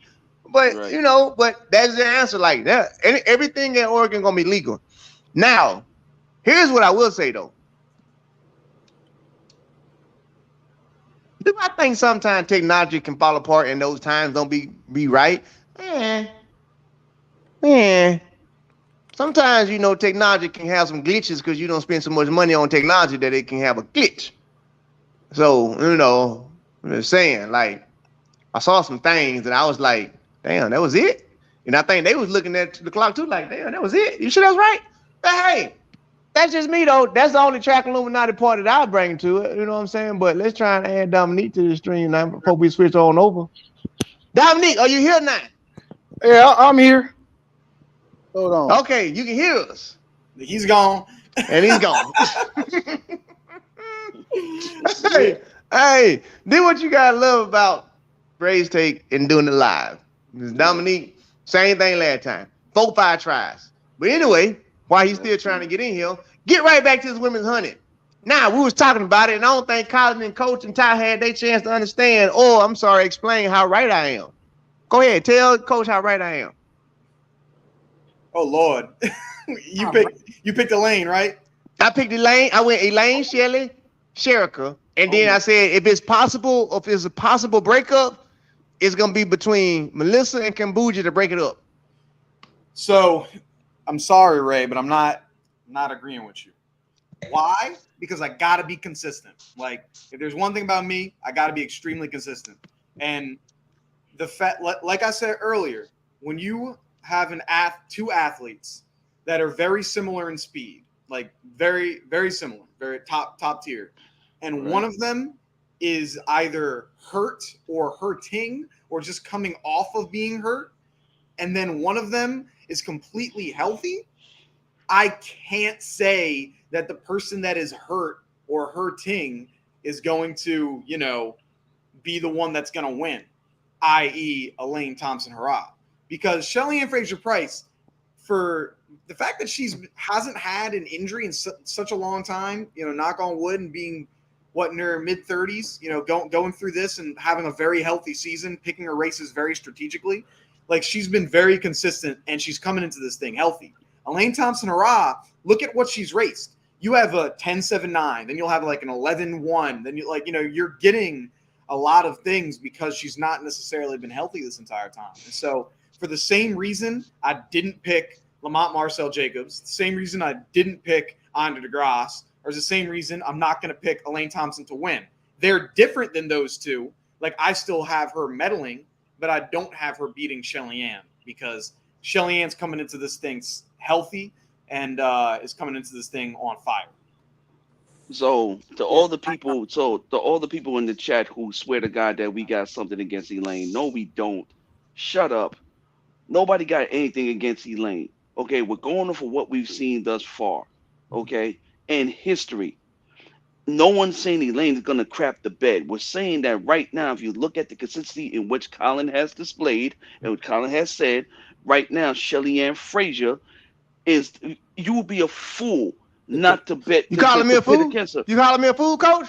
Because that's basically coach that called me a damn fool on my own show. He said, walk like a duck. Hey, listen. I will say this though. You have to realize too. Now, I think we got to pause for a minute now. Don't act like Shelly-Ann ain't. Y'all act like they acting like she just chopped liver or something. Right. Like we talk about arguably the she could be arguably the GOAT as well. Like, what do y'all mean? Like, don't forget who we talking about now. And I don't care what anybody says. There we go. Elaine leaving Frano is gonna hurt her more than it hurt Shelly, and it didn't really hurt Shelly. Hey, well, hold on. Y'all be quiet and listen. We got a real legend here. Y'all be quiet and let him say what he got to say. Neat, what's up, baby? First of all, this ain't your show. He's a 110 hurdler. What you mean? Hey, first of all, I must apologize once again because this happened last time. But y'all, I was listening earlier. I'm on the elliptical, trying to burn off this dad bod. You know what I'm saying? And so somebody who was on Crack Juice said something about they thought Daniel Roberts was going to win the hurdles. Okay. Damn. And they also, whoever that Crack Juice smoker, Crack Juice drinker is, talking about why it was such a mystery why he hit the hurdle. There's something that takes place in track and field called technique. And when you don't have it, it doesn't work well for you. You become very inconsistent. If you watch these hurdlers nowadays, they run sideways. So when you get caught, when your trail leg catches and you already are not square to the hurdle, it's going to open you up even more. And yeah, your ass going to be surprised because you know what? You were out of position and you didn't expect to hit that damn hurdle. But that's what happened. And you watch Devin Allen. Who said Devin Allen? Crack Juice number 2. Devin Allen. Oh yeah, he got lucky with that 1284. Thank you. He caught a rhythm that he ain't gonna never catch again. You know why? Because he's a taller hurler. He got 5'8" legs, and you gotta be on top of your game when you a hurler built that way. Because he has a long torso and short legs. He doesn't give time for that trailer to come through. So guess what? He ended up running sideways. Trey Cunningham, y'all keep on trying to boo-boo on this little young man because he out of college. But we talk about consistency. He's the most consistent. You look at what, unfortunately, Grant's been doing. He looking good right now. He looked good when he ran 1281. But what he come back and run at that 1281, 12.9 something, he struggled. People run him down. He got lucky and got that gold. I'm glad he got gold. But old Marvin Cloud was running his behind down. Why? Because he's only good for 5 hurdles and he floats after that because he doesn't know how to come off the hurdle. I love the guy, but I hate the fact that he's not fine-tuning his craft. These guys aren't running with the type of technique that's necessary. That's why Parchment is looking real good right now. Hate to say it. Because hey, go Jamaica, but at the same time, you got to show me that you are going to make the adjustments that are necessary. I don't see these guys making adjustments. You can't sit there and go off what they've done. Devin Allen started off breaking that record at pin relays. Oh, that was great. Because it's hard to run fast at pin relays. You ain't lying. Then you come back with a 1284, but now you run 1347, and it was a bad 1347. You go back to the lab and you look at the tapes and you see what you did. If he can make the corrections, okay, you're good. But I can't call it from a first round.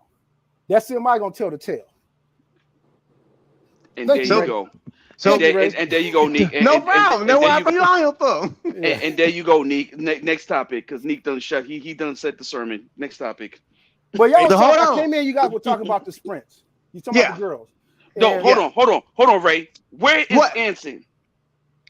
Man, listen, Jack. Listen. Listen, Jack. You know just how y'all calling, the CPS and everything. Y'all gonna have to call the police, put an APB out on that man. Y'all knew he was gonna go missing. Y'all knew he was gonna go missing. It's him now. Hey, but Ray, I totally pick my picks, man. What do you mean? I know exactly who I picked. I told you guys, but we got to look at it. This guy was hurt, man. Canada, my guy was hurt. What do you mean? You guys are not being fair. You guys are crazy. Like, how are you guys picking this? What's wrong with you guys, man? My guy was hurt. Okay. Y'all being very disrespectful. Wait a minute. This is how we do it. He goes, it's like this. Yeah. My guy was hurt. My guy was hurt. Where am I? How am I going to choose something I do not choose? My picks are my picks. Canada is Canada. And then what he do, Ray? He gonna come back in. Okay, I tell you what. I bet you next year. You mark my words, Ray. Next year, it won't even be close. It won't even be close. You guys, next year, I'm like, oh my god. No, we sure. I'm about to call Anson. Yeah, we sure jump on his IG live and a couple out and jump on his head for this. I'm calling Anson right now and see if he's gonna pick up. And then we're gonna get back to the sprint. Hold on. Listen, Kai. Hold on. Listen, Ty and Colin hit it on the nose, bro. Y'all are too funny. Y'all are funny, man. That was a good one. Wait a minute. He really ain't picking up. 2 a.m. where he's at, right? He not gonna pick up. He must be. And he see the phone ringing too. He see the ringing. It ain't like going to He watching. I know he's watching right now. He looking at the show from his other account. He can't let his name show up. Right. Now he's that bot that be coming. That's him. That's him. He's like, say Anson the one sitting in the damn scale of the bot, see you trying to end the show. Hey, now we trying to escape this ass whooping. You gonna get it, boy. You better come on in here. Hey, but okay, back to these sprints now. 100-meter dash, women. Y'all can finish talking about how smart I am about my picks. Cause I know that where you wanted to change it around to from what you were saying. So y'all can go ahead and finish. Your picks had COVID. God damn. Any other year, but this year, Elaine, Elaine's not winning this year. So none of y'all think Elaine gonna win this thing. She's not winning for the same reason what Colin said about consistency, and you change coaches. That's why there's so much inconsistency. And Shelly Ann is just like every run. Well, you know what? To say because a person changed coaches, I think it's a slap in the face to the athlete, because it's almost to say you haven't learned anything from the last coach you were with. What are you just saying? What are you just saying? Athletes who were trained by great coaches, and when they move, they're carrying over what they've learned from their other coach. And so now all you're doing is put it, I like to make my eggs a certain way. Some people like to put some Lowry's. I'll put some salt and pepper. And then I get an athlete, they're like, what you putting that Lowry's in there for? I like salt and pepper. Well, try this Lowry's out. They say, oh yeah, that's good for me. And all you're doing is adding to a pot that's already stirred up. It's already good. So you have a lot of athletes who can make that adjustment. I made that adjustment quickly because I understood what was being said. Now you have some athletes out there who cannot retain information, so it is harder for them to make adjustment. But when you already been there at the top and you know what to do, you know how to execute, all you need is a training environment and somebody to keep their eyes on you. But at the same time, I don't disagree with that whatsoever. But there's an adjustment period, and within that adjustment period, you're gonna have inconsistency, and that's what we're seeing. Here's what I'm gonna say, based off what Dominique just said, because I literally said that before everything started, the whole season out. I said there's certain athletes that only need you to hold the clock. There's certain athletes that when they move, they're so in tune with their body, they know what they did wrong. They're gonna tell you what they did wrong before you even have to tell them. Everybody on this horn, probably except for Colin, we all know Coach Hop. Yep. That was Coach Hop thing. Coach Hop thing was, I'm supposed to sit in the stands when you running. I'm not supposed to be there. Yeah. You supposed to know, like, no, I'm in the stands for the semi, for whatever. You handle it. Why? Because I've taught you to be able to go out there without me. You're an extension of him. Thank you. So now if I've been taught how to do that, I really need you to keep teaching me till I get to a point to where, okay, you can do this by yourself.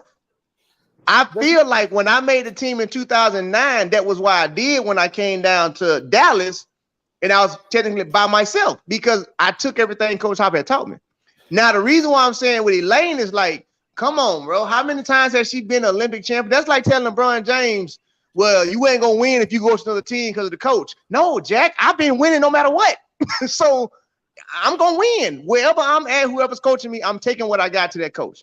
Okay. The way I look at it is because it's her husband, it's not technically like a different coach. It's like an assistant coach who's been there the whole time. He's been there the whole time. No. First of all, I'm glad you stated that because that's just where I was going. The husband-wife coach-athlete dynamic is one that definitely takes time for adjustment because now the athlete has to separate emotion. When your coach is not your husband yells at you, you take it with criticism and you keep going. When your husband that's your coach yells at you, now a part of that, unless you have discerned and unless y'all are a partnership versus the old style, how does that keep getting but in unless you have separated the two, a part of that yelling you're going to take to some degree personal. And the information that's being given is not going to resonate the same. Now, the individuals play a part in that. But I can guarantee you the coach-husband dynamic takes some adjusting to. So who husband is coach? I don't know who's... Elaine Thompson. Elaine Thompson. Oh my goodness. Well... This as of this year. Mm-hmm. Well, the only reason, and I hear what you're saying, Coach.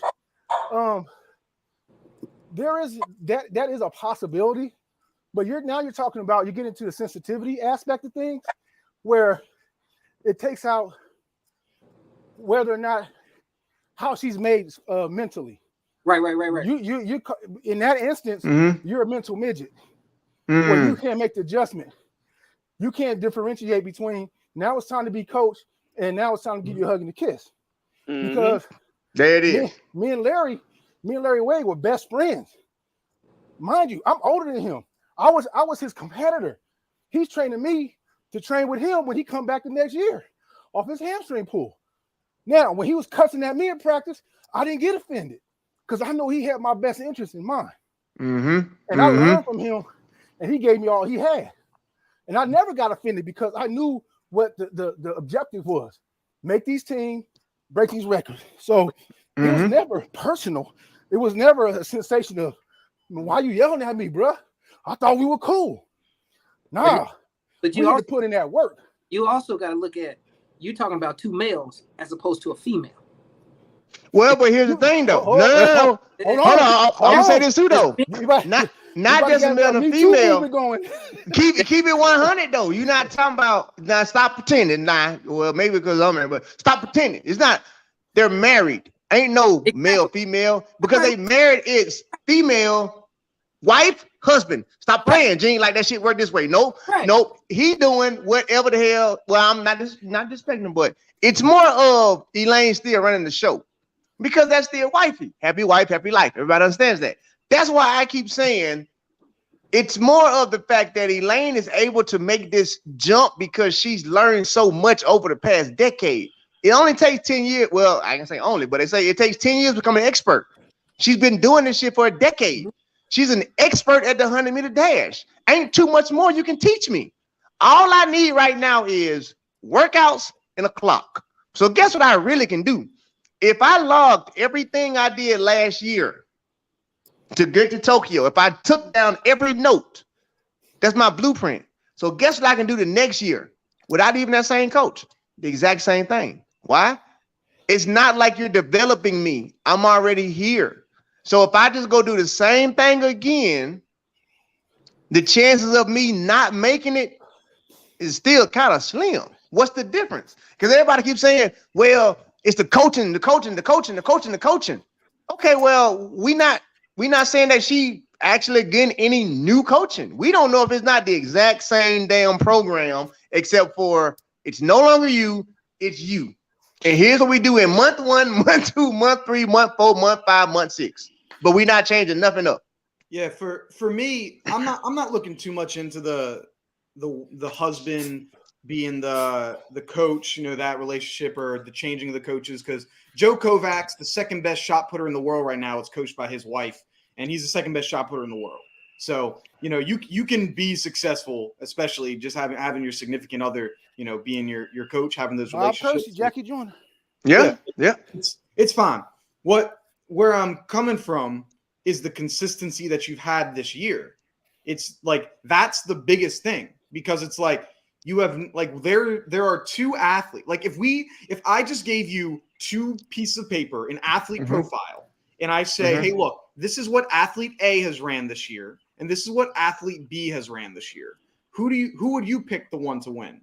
You'd pick the one that has been extraordinarily consistent throughout the entire year, running the fastest times in the world, over the person that has been very inconsistent. Like that's just what people do. That's what you would do. But it's the fact that it's Elaine Thompson-Herah, which is the reason that it's not given that fair kind of critique, because she just won last year. But if we're looking at this thing in a vacuum of what have you done for me lately, Ray, didn't you say that you're only as good as your last race? I did say that, Colin. Damn it, stop with the stats. Now you're the only person that can turn stuff around on me. Now you just stop it. No, I gotta be consistent. I gotta be consistent both ways, and Well, so Colin, I gotta say. that's So a that's why I crack gotta juice pick statement her. anyway, Colin. What? I said, that's a crack juice statement anyway. How? Because How, Sway? if you guys are talking about Elaine's so-called inconsistency, when you think about the person, hold on. Whew.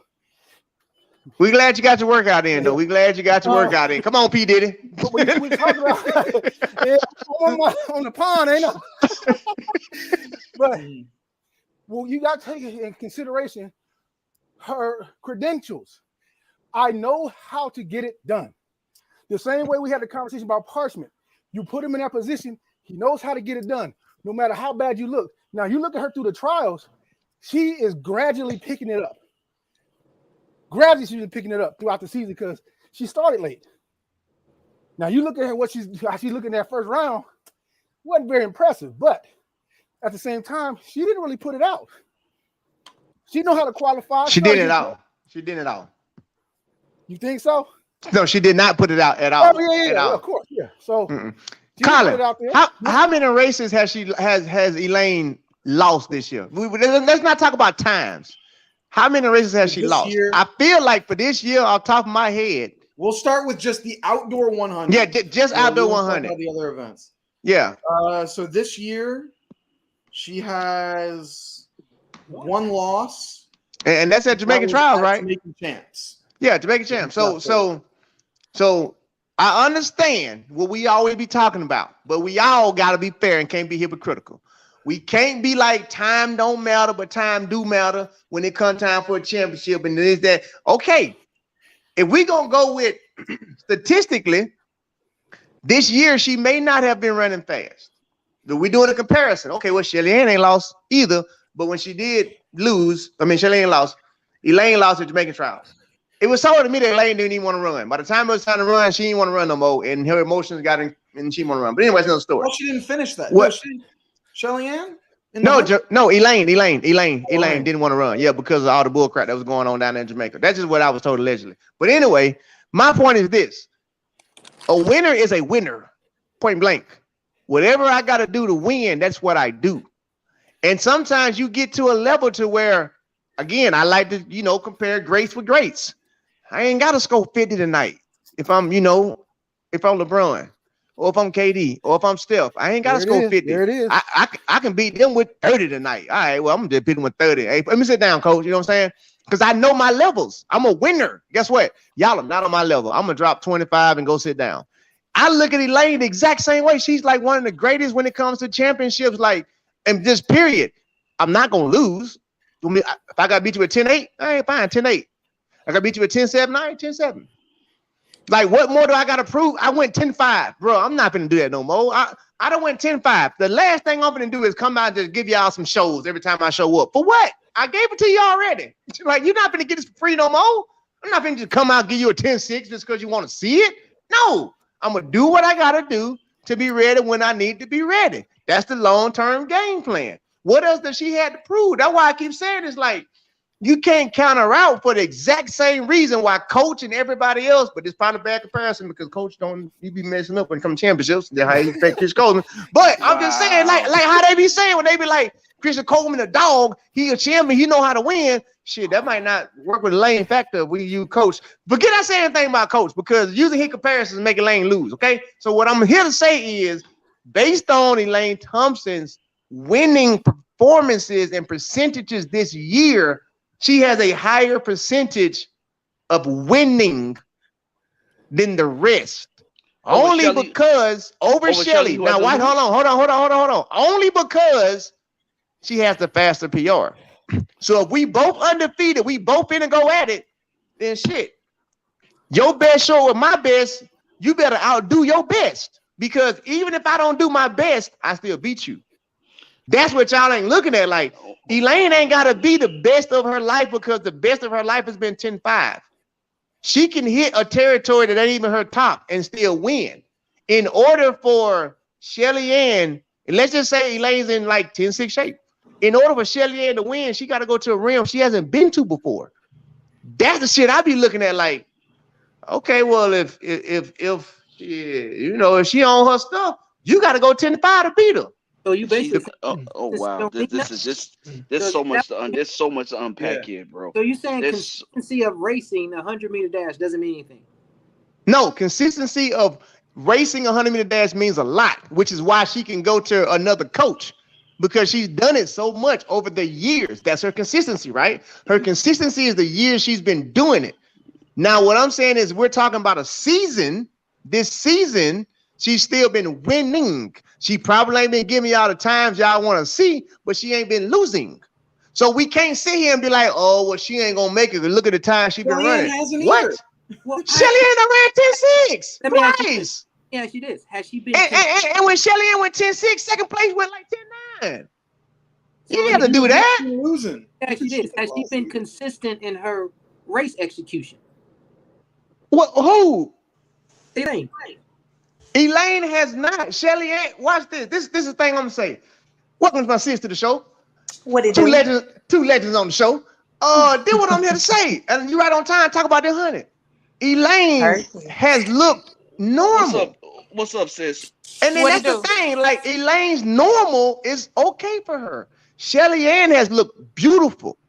Beautiful. Shelly Ann gonna go 10-6 no matter what. Okay. Shelly Ann gonna go 10-6.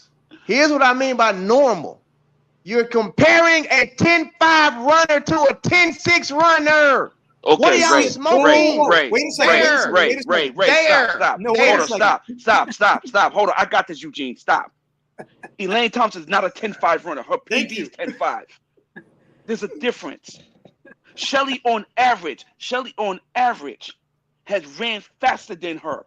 On average, if you compare their careers, she's not a 10-5 runner. You're right. She's not. You know what I'm going to say right now? On average, Travis Pageant ran faster than Ray Edwards. Oh but my what God, happened at the championship? Oh what? my God. Oh. The championship. Ray Edwards is a winner. Jack, that's always going to be my card I'm going to pull. On paper, he was better than me. But what happened when it came down to it? Yo, Colin, get this, yo. I can't. Yeah, man, like, I'm about to call the authorities on Ray right now, man. Digress over here. I'm just gonna digress. yeah. It's like Elaine, like I haven't seen enough from Elaine this year that makes me say that you are going to be able to go into the World Championship and upset Shelly Ann Fraser-Price here. I haven't seen it. Why is it an upset though? That's me. Like I'm trying to figure out y'all using terms like upset. Why? Like Because for the same reason that everyone's saying, "Oh, you're disrespecting Elaine. You're disrespecting Elaine." Why are we not saying the same thing about Shelly Ann Fraser-Price, the woman that is the third fastest woman of all time? She's ran 10.6 twice this year. She's ran 10.7 twice this year. To the woman that has ran 10.7. So Elaine winning is an upset. So make sure I understand this correctly from you, and then let you finish. Elaine Thompson winning 100 meter dash is an upset. I'm saying let's go. Let's see what Las Vegas has. What does Las Vegas have as the favorite right now? Okay. I hate you and your damn stats. Upset. Are we gonna bet against Las Vegas? I hate you and your stats. Come on now. Bianca, can you be the voice of reason for us, please? Us men here, we're indecisive. Well, I came in on the tail end, so I don't know what we arguing about right now. I tell you exactly what we ain't arguing. I'm trying to convince these people that Elaine Thompson will win the 100 meter dash. Shelly Ann gonna get second, and Shrika gonna get third. I don't agree. Damn! Good job. I'm losing all the way around. Somebody got an education. Ray. Somebody got an education. Damn! Y'all better hope. Y'all better hope she don't win. I understand why you. You speaking like Anson now. Settle down. Y'all better hope. I understand why you would say that because Elaine is Elaine. She's Elaine, but the same way I looked at the men's their whole season in the rounds, and last week on the show was able to say exactly who was gonna get first, second, and third. Remind coach, but we'll get that later. Keep going. Mm-hmm. I feel like it's hard to say that Elaine will win just because of the way that she's looked this year, not what she's capable of doing. And this year she looks very vulnerable, whereas Shelly Ann has been clicking since she stepped on. As a matter of fact, she's been clicking since last year. She for 2 years straight, for 2 seasons straight, she has been the most consistent she has ever been, and that's sub 10.8, sub 10.9 consistency that I'm talking about, not sub 11. Like she has been the most consistent we've ever seen her, the most focused. Yesterday, she didn't even get out, and that's not even rare. I mean, that's not even that's rare. I mean, she didn't even get out yesterday.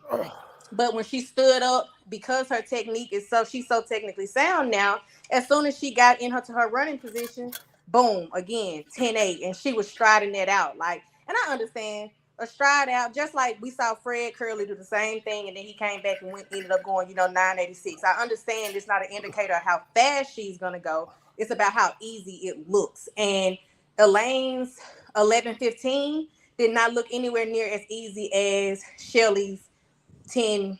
It didn't look anywhere. It didn't look anywhere. Like, it just looked so fluid. So Elaine looked like, yeah, she wasn't running, but it was a little bit effort put into that to make sure that she went across that line first. It was a little bit more effort put into it. I totally respectfully disagree. Listen. And they know what? They know what you are on that island. Yeah, he's on that island by himself. I think all the rest of us on this side of the panel agrees with Bianca. That's cool. And Elaine is Elaine. So it's really tough to say she will get beat just because we know what she is capable of running. But I didn't know that Ray was going to take it to her winning. I thought we were talking about a sweep. Now you go to talking about Elaine Oh no, I'm Williams. still talking about sweeping. Now I'm still on the Jamaican Oh sweep. no, they're not sweeping. Well, when you Oh, I want to talk. I want to hear about that part. Yeah. They're not I'm- Wait a minute. sweeping. Hold Oh. up. Let me set up for this one. Hold up. Oh. well, I'm gonna let sister girl go. Go Yeah. ahead. Oh yeah, Oh. queen. Okay. Yeah. Let hear that. Let hear They're that. not sweeping. I think that they can do 1-2. I do think they can do 1-2. I think they can do 1-2-4. Barely. I see. I know and I understand. Y'all gonna say Aaliyah Hobbs does not have the PRs that these people have. But what did Noah Lyles say? We're not running against each other's PRs. Whatever your PR is, you need to run it the day that you need to run it. I don't care what your PR is. And Aaliyah, again, another person we're talking about, best form they've been in since the injuries, most consistent they've been in. And I'll say yesterday, it looked a little sticky. It looked a little sticky for our girls in terms of the effort of making it to the next round. It did look a little sticky, but I still think that I think she has a good chance of getting on the podium. Wow, I think she can outdip somebody. Yeah. I do. She went with Aaliyah Hobbs. I thought she TT gonna looked the say best. Dina Asher. TT did. You look think the TT best out of looked the best out of all I of them? think Dina. No, TT Dina looked the is best my out of other. the She's USA definitely. I tweeted athletes. that earlier today. That's what I'm Dina saying. is my other pick. TT looked the So best.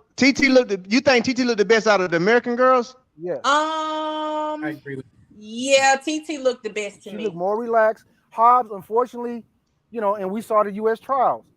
When she gets to the final, she tightens up. That I look at her backswing when she hit back, and I noticed that when she gets into a final, that hand doesn't pass that ass.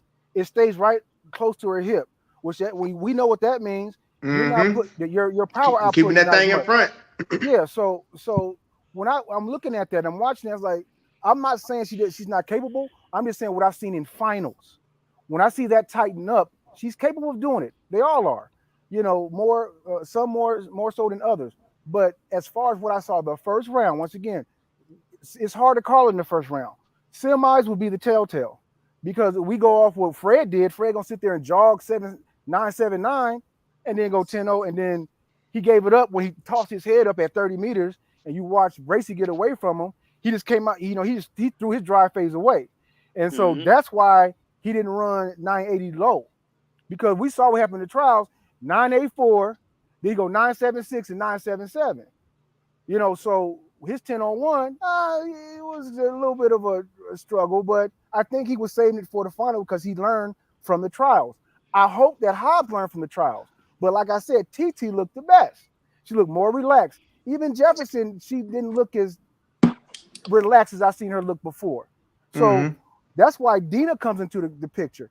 Kambuji, yeah, she's a 10-9 girl. Okay. I think Kambuji ran too hard yesterday. I think so. I think she might be a little gassed, but once again, somebody's coming up. So when we look at Dina didn't really run her trials. She's been dealing with some stuff, but you come out your first round and you run 100th of a second off your PR, that can go two ways. Right. That can go two ways. So that's why I look at the Jamaican sweep, because I think Elaine, because of experience, will run herself into rhythm throughout the rounds. That's the reason why I say a sweep. Otherwise, I see TT probably sneaking in there. The disrespect for Sharika. First, I want to hear Fraser though. Fraser, what you down there thinking? Because you got your hand on your head, and that's ain't nothing but a thinking man pose, literally. Well, I tend to agree with Nick and Bianca. Jamaica not gonna. TT is looking the best. She's looking the most consistent in her round. She looked like relaxed and everything.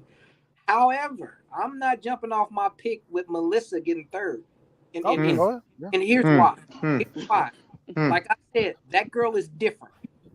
And when you're different, you show up in finals. And when I watched her in the prelims, she was a little tight, which she should have been, because this is her first major competition, but it wasn't tight to the point to where it showed lack of confidence. She just had to shake the rust off. And so, like I said, the semis is really gonna tell the tale. But I still got Melissa getting third because I just feel like she's different. I think Melissa could definitely sneak Sharika and get third. That's why I keep saying that if it's somebody, I've been saying since last year, last week, it would be Melissa Jefferson is my pick for that same reason. Yeah. Some athletes just different. Like they don't see. Huh? Y'all don't hear me? No, Frazier. I was looking at okay. Oh yeah. Now some athletes are just different. Like, and Melissa Jefferson is one of those different athletes. I talked to Melissa. Yes, I talked yesterday morning. Early yesterday morning. You know, as I do with all the athletes that I have contact with. You know, just being Uncle Ray. You know, just words of encouragement, whatever. And her headspace is serious. One of my serious is like, y'all met her when she came on the show, and like just how focused how her headspace is, and y'all hear her when she do like yesterday when she did the post interview race with what's his name, Lewis. It's just like she's so different from an athlete to where she don't really get rattled, if that's the word I'm gonna use. She don't seem like that type of athlete to where every time I compete, I'm not worried about what's going on around me. I'm here to do what I gotta do. The reason why I can agree with him on her getting third is simply because saying that she can win it is not impossible, but I would have to say you got to take your body to a realm it's never been before. That's very hard to do on a championship, especially after you already left in season and all that. Getting second, again, I got to say that you could take your body to a realm it's never been before, because that's 1 and 2. If we're talking times. Can she come up behind and get a 10-8 for third? Hell yeah. It's very, very, very possible. So I gotta agree with Coach Frazier on that one. Like, trust me, I got the sweep. I got the sweep just off of respect. But if she was to sneak and get third, I would not be surprised, is what I'm saying. Yeah. I agree with Coach as well. The disrespect to Sharika is astounding, yo. Like, how? This is crazy, bro. How? This is crazy. We talking about the 100. Right. The same girl who got third in the Olympics, the same girl who ran 10.77. So we just gonna bypass all of that. Who's we? I got Sharika getting second. Okay, Ray is. So we just go bypass. We just gonna bypass that and say these other women. Said something dope. Hold on. Now, my thing is, and I believe this. Okay, Mark Grant. Hold on. I had to post that. I seen it. Hold on, I seen it. I seen it come across the screen. Oh Lord, I seen it come across the screen. I'm like, oh Lord, hold on. He's looking for attention. You can't wait. Oh Lord, how did I catch that one? Hello, 911. That's not his real name. Somebody. Hey, that's not his real name. We got somebody in the comments right now. That's not his real name. Yeah, he's intruding. He's trespassing right now. Hey, that's his alias. He's using the alias. He's putting graffiti. He's putting graffiti all over our comment section. Yeah. He's on 44th. He's on 44th and Corner Ave. Yeah. What the hell? I had to put him on blast. When I seen that, I was like, I got to put him on blast for that, man. Like, I don't know how in the hell what he over there smoking. Yeah, I that Heat 1's gonna be really good though. Who's in Heat 1? This is who's in Heat 1. You have Kemba Nelson, Dina Asher-Smith. I don't know him. He's just in the comments right now. He got to put up right now. And Sharika Jackson. Mark Grant. He spells his name M-A-R-C. That's not a bad Heat. They take top 2. Grant. Yeah, that's not a bad Heat. Top 2, next 2. Yeah, that's all not right, a bad thank you. Appreciate it. Yeah. Coach, get your ass out that damn corner. Hey, Lamont, are the paramedics on the way to pick him up? So somebody's coming for him. Somebody. They come with the straight jackets. We'll see. Hey, give us that Heat again, Colin. So the big names to look out for. You got Kemba Nelson, Dina Asher-Smith, Twanisha Terry, Julian Alfred, and Sharika Jackson. That's probably the best of the 3 heats. Somebody's definitely going to get left off. Two people. Who you think? Man. Wait, read that heat off again. Kemba Nelson, Dina Asher-Smith, Twanisha Terry, Julian Alfred, Sharika Jackson. They're all right next to each other in that order. I'm feeling, it's top three though, right? No, if It's it's top 2 two and 2, they're next gonna to. make it by times anyway. Ooh, top 2. They might make it in on time, but you know that varies. Because then that next like Shelly Ann, whatever heat she in is gonna probably be the fastest heat, no matter how separated from them she is. I think that'll be the fastest heat. Well, look, Kimba on paper. If you saw that first, I round, feel Kimba, like Julian and Kimba might be on the bubble. Yep, they on the bubble because Kimba didn't look too strong. I agree. Hear this heat too, because then keeping that in mind, if you think that 2 will come from the first heat, you're gonna have a lot missing out here. Second one, Kambuji, Jefferson, Talou, Thompson Hurrah. Oh, well, they all making it. Talou and Thompson Hurrah probably gonna take their BDQs. Yeah. So then I'm gonna have to disagree on that. Hold on. Give me the lane assignments though. Where they at? Where they at, Colin? Lane, this is from 3 to 6. Okay. It's Kambuji, Okay. Jefferson, Okay. Talou, Thompson Hurrah. From 3 to 6. Oh yeah, Jefferson. I'm tripping. That's Melissa. Yeah, Jefferson now, because you put her in the middle of 2 people that she can run with, and you put Elaine over there by herself. That heat come. That's Elaine Yeah, and Melissa Melissa Jefferson. definitely make it to Melissa the gonna final. make that one now. And That's Elaine a damn good definitely placement for her. Yeah, I'll go with them 2 right there out of that one. Yeah, I agree.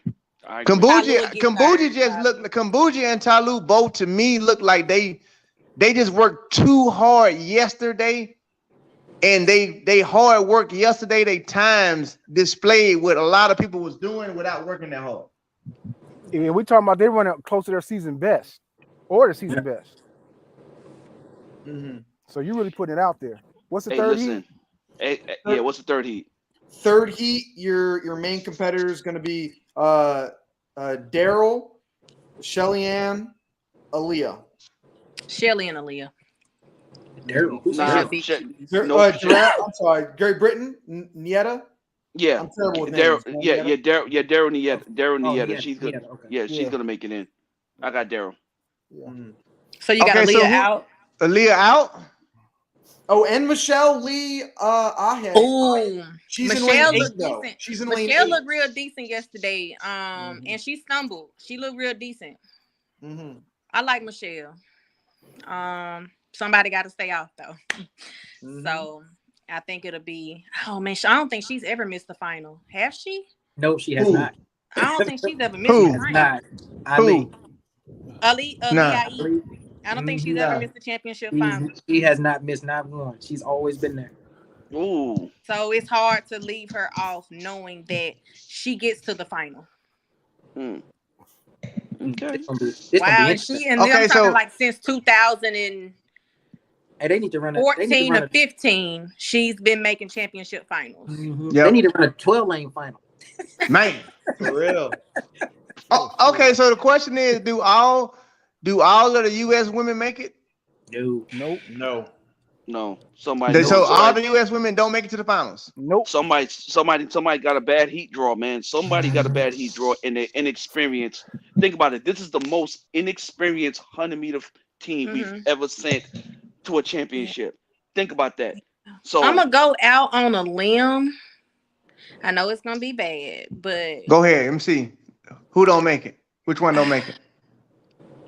Melissa might get third in her heat. She might get third in her heat. Is she in the heat with Shelly? She's in the heat with Shelly?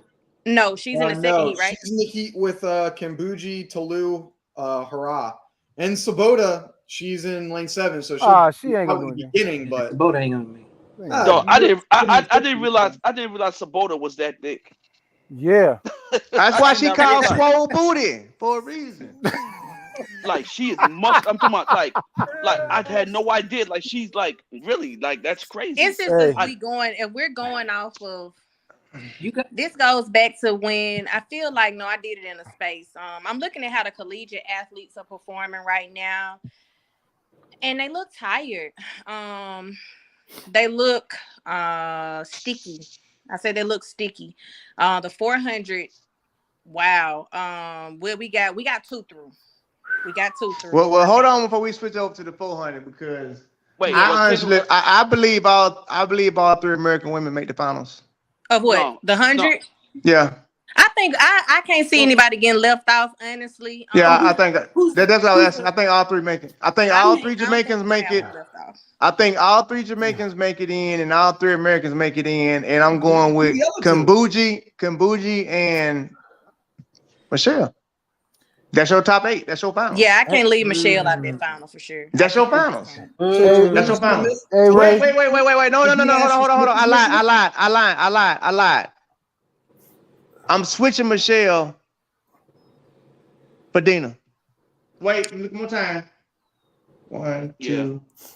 One more time. 1, 2. Yeah, I'm switching Michelle for Dina. Only because of that lane draw. It's a 9-lane track, right?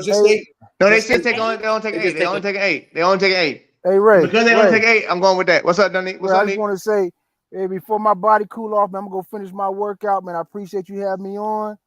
4 Kings. No problem, brother. Queen. I thank y'all. B, I didn't say hello to you, but I'm bye-bye, Queen. See Fred, we appreciate you, brother, coming on here talking about them hurdles as always, brother. You know you always got a seat on this show. Go finish your workout out, baby. All right, man. I'll see y'all later. All right. Take care. Peace out. So that means out of Michelle, City College, bro, Blue, and Dina Asher Smith, Jalou don't make it. Kumbuji, two of them are missing the final. Out of those 4. Wow. Yeah, because when you look at, I'm looking at Heat 1 now, and a Heat 1, based on you got Tanisha Terry in 4, you got Dina in 3. That's a race in itself. You got Kimber over there. That's a race in itself, and you got Sharika in that heat. I'm not going to disrespect Sharika and say she ain't ready to go this round. I'm not going to disrespect Dina and say that she ain't ready because she is. Right. TT gonna be in a race just a little bit. Julian Alfred, just a little bit. As long as they don't start racing, I do think TT will be fine. That was the thing I was about to get at. Colin, but hold on though. Colin spoke too soon because that was my monkey wrench. The fact that Julian Alfred is in lane 5, that changes the whole dynamic of this first heat. Now this gonna say I'm gonna paraphrase it. If I had to pick the one American that didn't make it through, it would be TT Terry, to be honest with you. Only based on her heat. Like her heat tough as hell. Like literally like tough, which means she may end up having to get into a race and panic and tighten up, which means now her time might not be the time to get in, or it may be the time to get in. But if it is, she may draw outside lane. When I'm looking at her heat, we can't deny Julian Alfred. We cannot. TT is right next to her, and Dina's on the side of her. And then Shrika's over there. So let me make sure I get this straight. Y'all put in Julian Alfred to get that last spot in over TT Terry? That's not what I'm saying. I'm not saying that at all. I'm saying she changes up the dynamic of the race to where I think TT Terry ends up being a time qualifier. And that's going to be the iffy part. I don't see Melissa Jefferson being a time qualifier. I see her running the race of her life in between the two of them to make that finals. So she's not a time qualifier. She's qualified. I see Aaliyah Hobbs being a qualifier because of her heat. I see TT having to be a qualified timer because of her heat. Who's in the I'm looking at it. Dina is in lane 3. TT's in 4. Julian Alfred's in 5. Sharika's in 6. Kimber Nelson's in 2. Kimber's not making it. Kimber's not making it. I don't see Kimber making it. I don't see Alfred making it either. But I'm giving that heat to Dina. I'm giving that heat to Dina and Sharika though. Those are the two automatic. That's why I'm saying TT gonna be that time qualifier. I got TT making it. I do got TT making it. That's what I'm saying. If she make it, she gonna be that on time, the last American to get in. Who's in the heat with Hobbs? She has a pretty good lane heat draw, to be honest with you. Yeah, she do. That's what I'm saying. Like she gonna get in on that. She on that BQ. Her heat is Shelly Ann, Nieta, and Lee IE. So I think she's got the second best season's best by far this year. No one else has ran. No one else has ran 10-8 other than her and Shelly Ann. If that's the case, Nia Ali may not. I mean, yeah, she may not make it in. Okay, listen. Here's my, and I'm picking dumb stuff. Okay, if TT comes out with the two ponytail braids, she's making the final. Because when she's out there with that, done. Aaliyah Hobbs, she gotta take the socks off, baby. If she run with socks on, that's why I can't go with her. I can't. You can't go with because you're running socks on? This Yeah, man, I is can't. making bets off socks. I can't do it, Off the man. I Nike can't. Crew? Hell, I man. Adidas low socks. I can't. I know she wear the high black. She wear the high black. John Carlos Tommy Smith socks. Okay, I can't. You know what's sad? You know what's sad? On the same show that we got to call drug abuse for this man, I got to agree with him. I don't like the socks. Got me one. If I see you out there with long socks on, I'm gonna be like, the two ponytails gonna hold you back too. Now it's a lot of hair carrying down the track. You know, man, so the two ponytails is demon time, bro.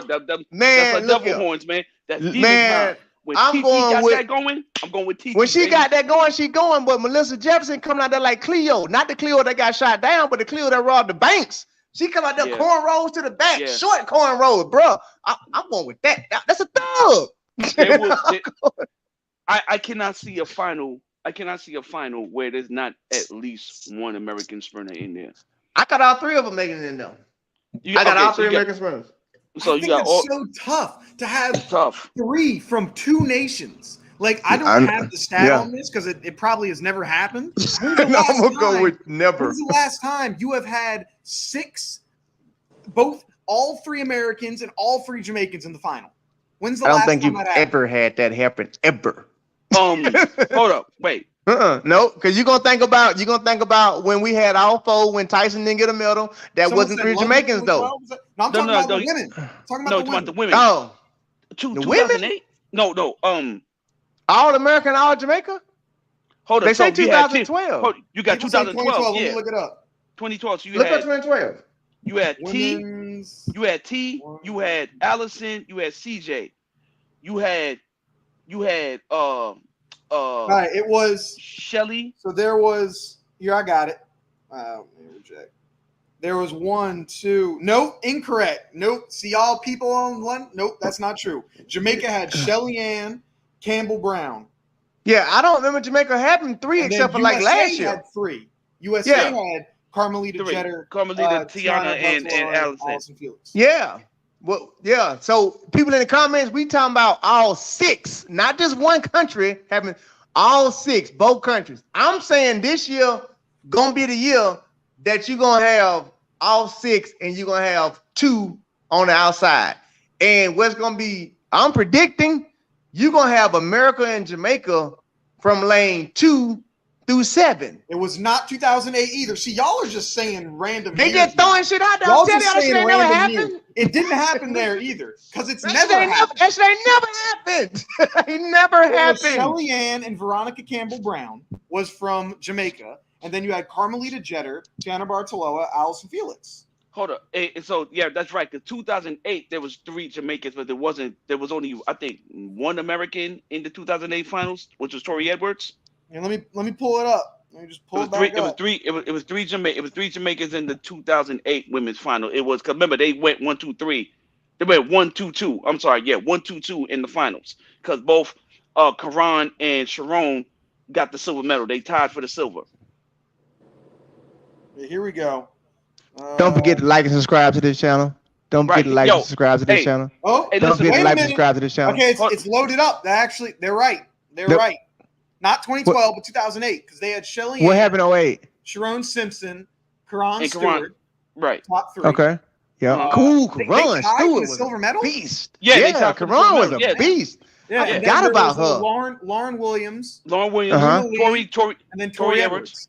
Yep. Who's the other person? Mona Lee. Mona Lee. Oh, my Mona. Dog. My dog. Yeah. So you got to go back to 2008. Yeah. Shit. Look, I was wrong. Yeah. Okay, I've been wrong before. But you know how far we had to go back to that though? Yo, you know how crazy that was? And think about this for a second. 2 of those American women were world champions. Sheesh. Two of those American women was world champions, and there was no world champion Jamaican in that 100-meter final. Two of those women were world champions, 05 and 03. Remember, Toria's got the world title because of what Kelly White did. She got stripped, and so she got bumped up to world champ. So that was a competitive field, man. If you really think about it, man, that was a really dope field. But yeah, man, yeah, I think I'm gonna go on the limb and say maybe 2. And I think Aaliyah Hobbs might be the odd woman out. Now her heat's really easy though. That's gonna be. I don't have okay. Because of her heat. I'm telling you, TT got the hardest heat. I mean, respectfully, she got the gunners in her heat. Like everybody in there done did it before. And when your heat's first, you run the fastest because you don't know any. You don't see what that stuff is. You gotta leave that off. You gotta set the tone. Hey, somebody mentioned 09. What was 09? 09? Yeah, 09. No, we didn't have it 09. There's 2010. Because I was there in 09, and we didn't. Sadly. Yeah, I don't see anything. No, 2010 is that was the Winter Olympics, right? Yeah, 2010 we had 2010 Continental Cup. Yeah. Yeah, I'm not seeing anything pull up for.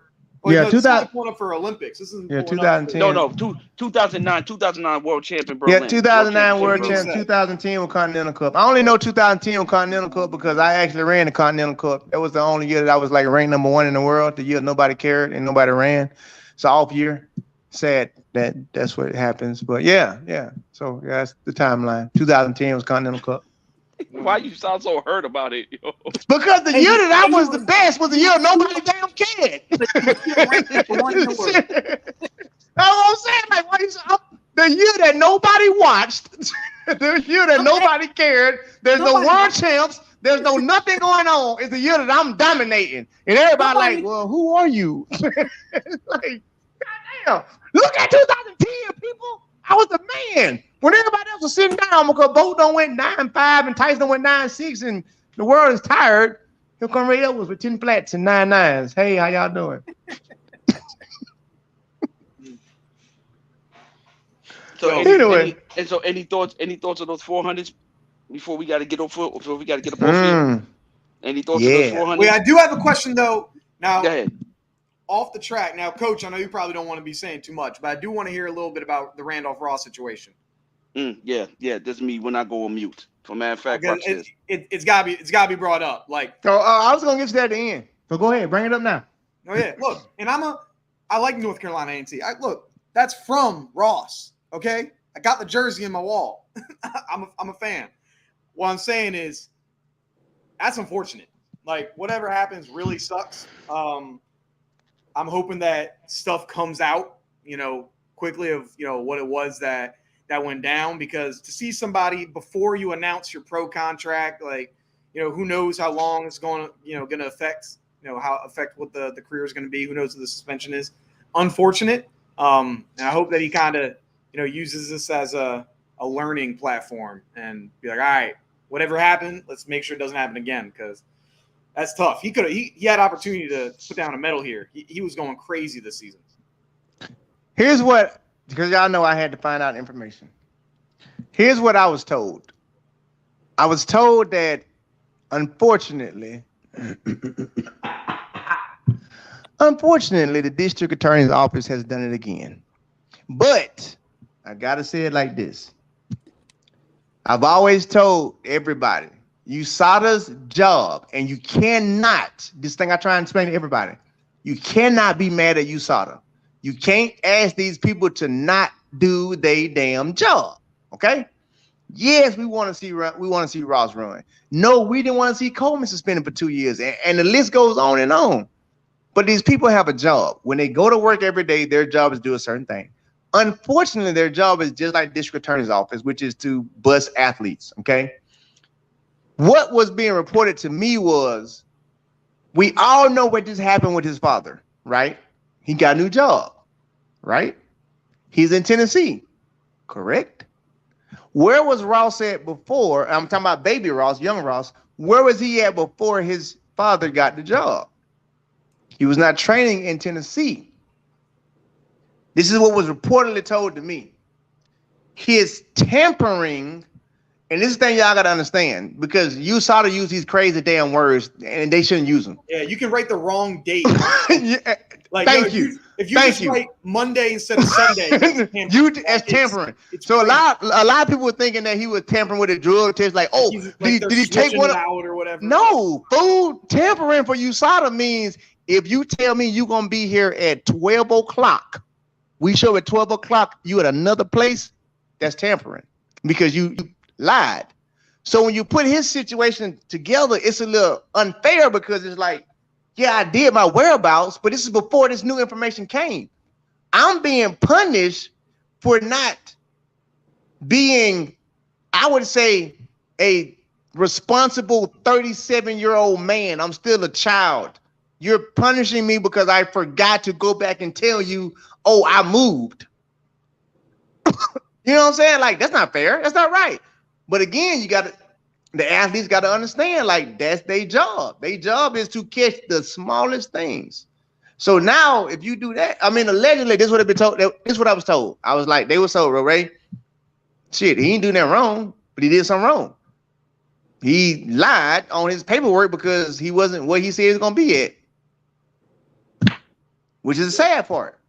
Well, and they shouldn't say he lied. They shouldn't say he didn't update it, because when he But, did the original paperwork, he was going to be here. He was going to be. Then something came up. So he was in a spot allegedly. So that's why they use the word tampering, because they're saying he knew when he filled it out he wasn't going to be there.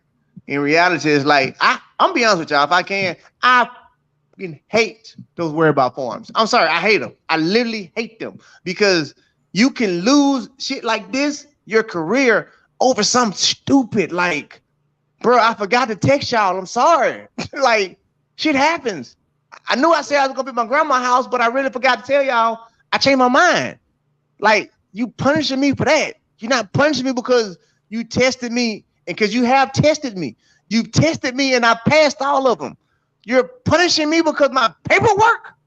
I never get right with that. I'm sorry. Colin, y'all can get it, but for me, that I would never be okay. I know what coach gonna say. Coach, like, you got to do it, but for me, bro, I would never be okay with you punishing me because of some shit with my paperwork. Yeah, knowing that you done tested me and you know I'm clean. Nah, I'm not gonna do it. I can't get down with that. Especially first time offense. You gotta have some some type of, what am I trying to say? What word I want to use? You gotta have some type of consolation or that's, you can't get a man, you can't give him 30 years for his first crime speeding ticket. Come on. If that's his first speeding ticket, you're gonna give him 30 years in prison? Because suspending him from a major championship is like 30 years in prison. Well, but hold on though. I gotta say this part though, and I want Coach and Cotton to speak. I gotta say this part. USADA is the district attorney's office, which means they will work with you. But you gotta, if you want to go out on a limb and be like, man, I don't care what this y'all ain't okay. Well, I tell you what, now you got 5 years. Like, that's the only thing that I say he did wrong was sometimes you can't fight certain stuff. If you in the wrong by any point, don't fight it. Ross, you in the wrong because these people are saying we're suspending you because of this. Don't fight it. Just be like, oh, shit, all right, I'm sorry, I apologize, yada, yada, yada. Because then they do stuff in jail like they give you a lesser term for good behavior. But then if you go in there like, F the DA, man, y'all, okay, well, guess what, Jack? 10 years now. And allegedly, I was told that, he had a little interview or whatever, and he wasn't too happy. And they was like, okay, well, you don't want to be happy. Hiya. Take that then. Don't play with USADA. Colin, Coach, y'all take off. It sucks. Like, man, I was really looking forward to it. Like, I'm sure, like, he's a college kid. Like, I have no idea what the actual situation is. I was just as shocked as everyone else when they saw it. And I'm sure things will come out. I'm sure he'll eventually, talk to the media about what happens. But these whereabouts things can be vicious, man, on your career.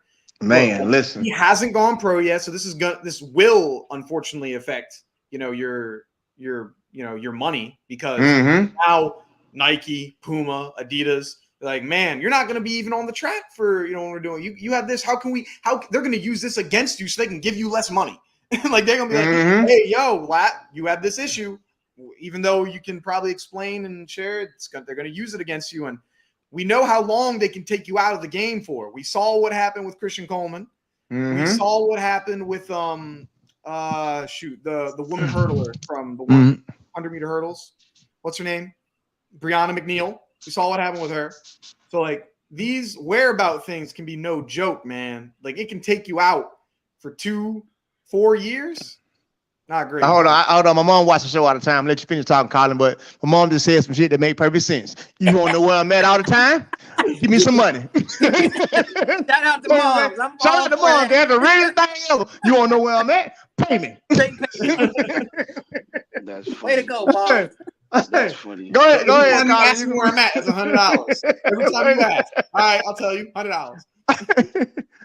Hey, go ahead, Colin. Yeah, that was it. Yeah. I think Coach said something maybe. Coach, go ahead. I know how you feel about it when the athletes don't do this. So go ahead and get the flow. And so, you already know I got to be very mindful of what I say. Because once again, until it's been announced, he is still a collegiate athlete. Mm-hmm. So I'm gonna try to stick on what we do know. Is that someone dropped the ball in his camp, whether it's him, his handlers, whatever the case may be. The issue I have, and I think Ray, you could contest to this, and I know a lot of the new age athletes have a problem with this. I think even some of the athletes during our time got a problem with this. It's the wording that they put out for the statement that make it seem like they did some Marion Jones Balco type thing. They put tampering in there. Okay, if you're gonna release a statement about why this kid is being suspended, put everything in there so everybody knows what happened. Because when you hear tampering, it sounds like, okay, he dropped the sample and he tried to do something to it. It can be interpreted. It can be interpreted any kind of way. Tampering sounds just like I was dirty and I'm trying to figure out a way to not. Yeah. Right. And then we have to start delving deeper and this and the third. Then you hear all kinds of stuff that, okay, well, he got into it with this person. It happened June 18th. Then you heard that it happened on this. Like, it's too much. And the kid and the athlete deserves better. Look, I was at Alabama when we had Karani James. And this was before the app came out, and I saw the whereabouts paperwork that we had. Dude, we couldn't switch hotels. We couldn't do nothing. I'm talking about if we said we was arriving in Seattle at 8:40, you better find a way to get in contact with USADA or the World Anti-Doping Agency to say, hey, we landed. If y'all came, they leave a message. Hey, we just landed. Here we come. We're gonna be in the Westin Hotel in Seattle. We're gonna be. Coach, you gotta tell them folks, even at that, if your flight just said you're delayed, and you told them folks that you was gonna be at the hotel from X amount of time to X amount of time, you literally have to treat them like they your mama and go tell them, hey, USADA, I'm sorry, my flight was delayed, so my hotel, I actually won't get there till like 12. I know I told you 10 because if you show up at 10, I'm not there. Now you're gonna give me. But go ahead, Coach. And so I'm thinking, because I follow Ross, and I've seen a lot of videos of him training in Knoxville, going back and forth between North Carolina and Knoxville. So do I think there's a common error? Yes. I want to know exactly what the tampering is. And so I'm asking everyone, and I know a lot of y'all don't care because the minute y'all hear suspension, because this is what the Great Britain papers love to do. Oh, he's doping. Oh, they doping. And we know that Great Britain and Europe has the biggest voice in track and field. So I'm gonna need y'all to stop being reckless and stop saying he did a doping violation, which he didn't dope, because last I checked, he got tested. He was ranked number 3 in the world, number 2 in the world time-wise. Trust and believe when I tell you he got tested. Hell, when we was at Alabama, Karani ran 45 flat as a 17-year-old and won the NCAA championships. Dude, we didn't realize we had a USADA tester that was a professor on the campus, and he would come to the track and test Karani almost every other week. So they on their job. So everyone stop jumping out the window, automatically assuming that they're that they're drugging or stuff like that, because it's not fair. And another thing, it's no secret because it's Googleable information. We understand what happened with his father back in the day. But don't you dare put that on his kids. If you want to go at him, go at him. But don't go at the kids. Leave the kids out of it. That's not right. And I'm talking to you, Ryan Wilson. Former hurdler from USC, world-class hurdler. And you and I, we know each other. We've spoken and we've talked to one another, periodically throughout the years. But you know what you did was wrong. Don't talk about like father, like son. That's not cool, man. You don't have all the facts. So just like I'm being mindful of what I'm saying, you got to be mindful too. If you're mad at his dad, then be mad at his dad, but don't you take it out on his kid, because we know one thing for certain and two things for sure. Ain't nobody run up in Ross's face saying with that same level of vitriol. So let's be cool. Let's wait, and then let's see what happens, and then we move from there. But leave his kids out of it. I say it like and I'm this. done with that. In my illustrious life, my illustrious career, I've been on both sides. It's so wonderful. That's why I get to do Race Day. I've been on both sides. I have been on the side of suspension from missing and suspension. Let me just go and tell y'all. 3 times I had a run-in with a DA. I had a run-in with a DA for whereabouts. He called him the DA, man. Yeah, I had a run-in with a DA for whereabouts. I had a run-in with DA for possession. And I had a run-in with DA for testosterone. 3 times in my career, I tell y'all.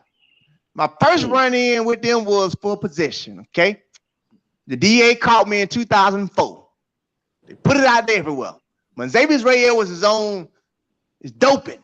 And then they used the word that people can't understand. I couldn't even understand. I still can't say it. So with a T.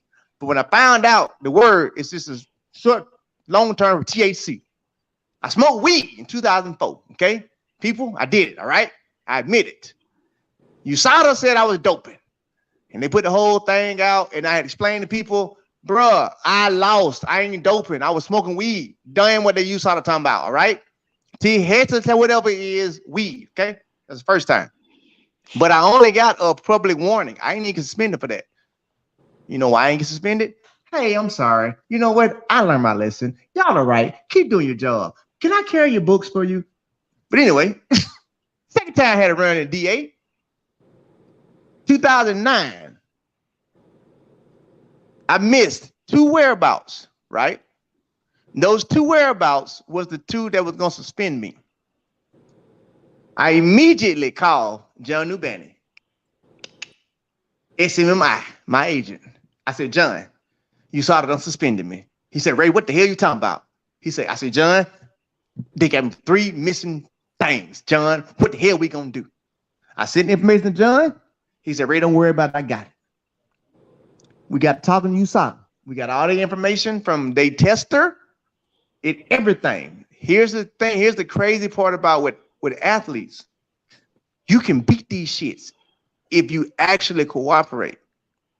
I was able to beat that and got both of those removed because he came to my house on a Monday. I wasn't there. He came on a Tuesday. I wasn't there. Granted, the only thing I did wrong was I forgot to update my apartment number because I had moved. Nike had gave my money, so I moved from a 1-bedroom to a 3-bedroom. Don't worry about all that. But I was in the same community though. You know what I'm saying? So I had forgot to update my number, and my number was the only thing that changed. So when they kept coming, they was coming to my address, but they was knocking on the wrong apartment door. Me and John wrote letters to these people, explanations. We sent my old address, my new address. We did all type of apologies. We went to the extent, and you know what USADA did? USADA said, okay, Ray, we're gonna give you a pass. Both of them. They wiped both of them off. Third time, when I won New York, I went 10 flat. Well, it was $9.99, but they rolled it back, whatever. I went 10 flat. They tested me, right? My testosterone levels was 4 to 1. If you know anything about, you can't be that high. My testosterone levels was 4 to 1. USADA wrote me a letter and they said, based on your A samples, your testosterone levels was too high. Based on your B samples, they were too high. But we could not find anything synthetic in your blood to ban you. So you're free to continue to run. But they literally sent me the letter. I seen it. 4-1. The reason why I was 4-1, people, because I'm actually damn. Don't let drinking fool you. Fraser tell you, I'm a health freak. Like, I don't do sugars, I don't do nothing. I do everything naturally. Like, I can give you a recipe for natural testosterone boosting, which is what I was doing naturally. So USADA couldn't do anything because they literally said, we don't find anything synthetically, so you're fine. If you cooperate with USADA, you won't get suspended. That's the thing that these athletes aren't understanding. We keep trying to, they keep trying to fight USADA. You can't fight an entity that's designed to bring you down. All you can do is work with them so you can keep going. Ross tried to fight him. Coleman tried to fight him. Every time you try and fight them, you're going to lose. Been there, done that. USADA's whole job, I said it 100 times, is they are a non-profit organization. As a non-profit organization, the only way we can get paid is from our sponsors, which means, hey, Ma, we got to do our job in order to get paid. So in order for USADA to keep literally being USADA, they have to bust people over and over and over and over and over again. So you can't fight with them. Can't do it. So I actually blame Ross on it because just cooperate, bro. The rules are flawed. They messed up. But sometimes you just got to roll with it so that it don't affect you. I feel like this one affected him from trying to fight it. Man, I think this is a little bit off topic. I think your mom need to be a staple on the show where she comes in every show and Ray said, because every time I watch the show, that has happened. Don't worry. I'm going to my new place of employment soon. So you know what I'm saying? So we'll see what happens. All right, y'all. We ain't got, but literally we got 13 minutes left because I gotta shut this thing off at 6:30 so we can get ready for the night runs. But one other non-track thing happened that I want to just talk about or whatever, because we still gotta, be the source, whatever. So reportedly and factually, Coach Rainer was kicked out of the World Championships. Yeah. He was escorted out of the World Championships. Okay. Well, let's be clear. Let's make sure you tell the whole thing. He was on the. This is all Great Britain. Yeah, Great Britain. I'm gonna get. I was get that point. Yeah. This is all Great Britain, man. America did not do any of this. Okay. Nope. It was all Great Britain. What happened was Coach Rainer, because he's under investigation, as we all know, we're not gonna sit here and pretend like we don't know what's going on.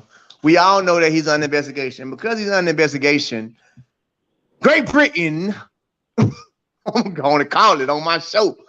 I don't know. I guess they just a little upset. They put on BBC and everything, but from what I was told, they kind of made a phone call because they found out that he was there and he was backstage and yada yada yada, trying to get autographs, but not really get autographs, be a coach, and he was escorted out. He was told that he could not be around the athletes whatsoever. Now, here's the reason why I have a problem with that. I have a problem with that because, as they say in America, you're innocent until proven guilty. Bro, you ain't suspended me. You ain't kicked me out. I ain't even proven guilty of doing nothing. So why are you treating me like I'm guilty? I have a problem with that. That's the judicial system, as they call it. Like, no, you cannot kick Coach Rainer out. For what? Because you're under investigation? Whatever. No, until I'm guilty, I'm here. That's the first thing. Second thing is you allow him to be at every other track meet. He's at every other track meet.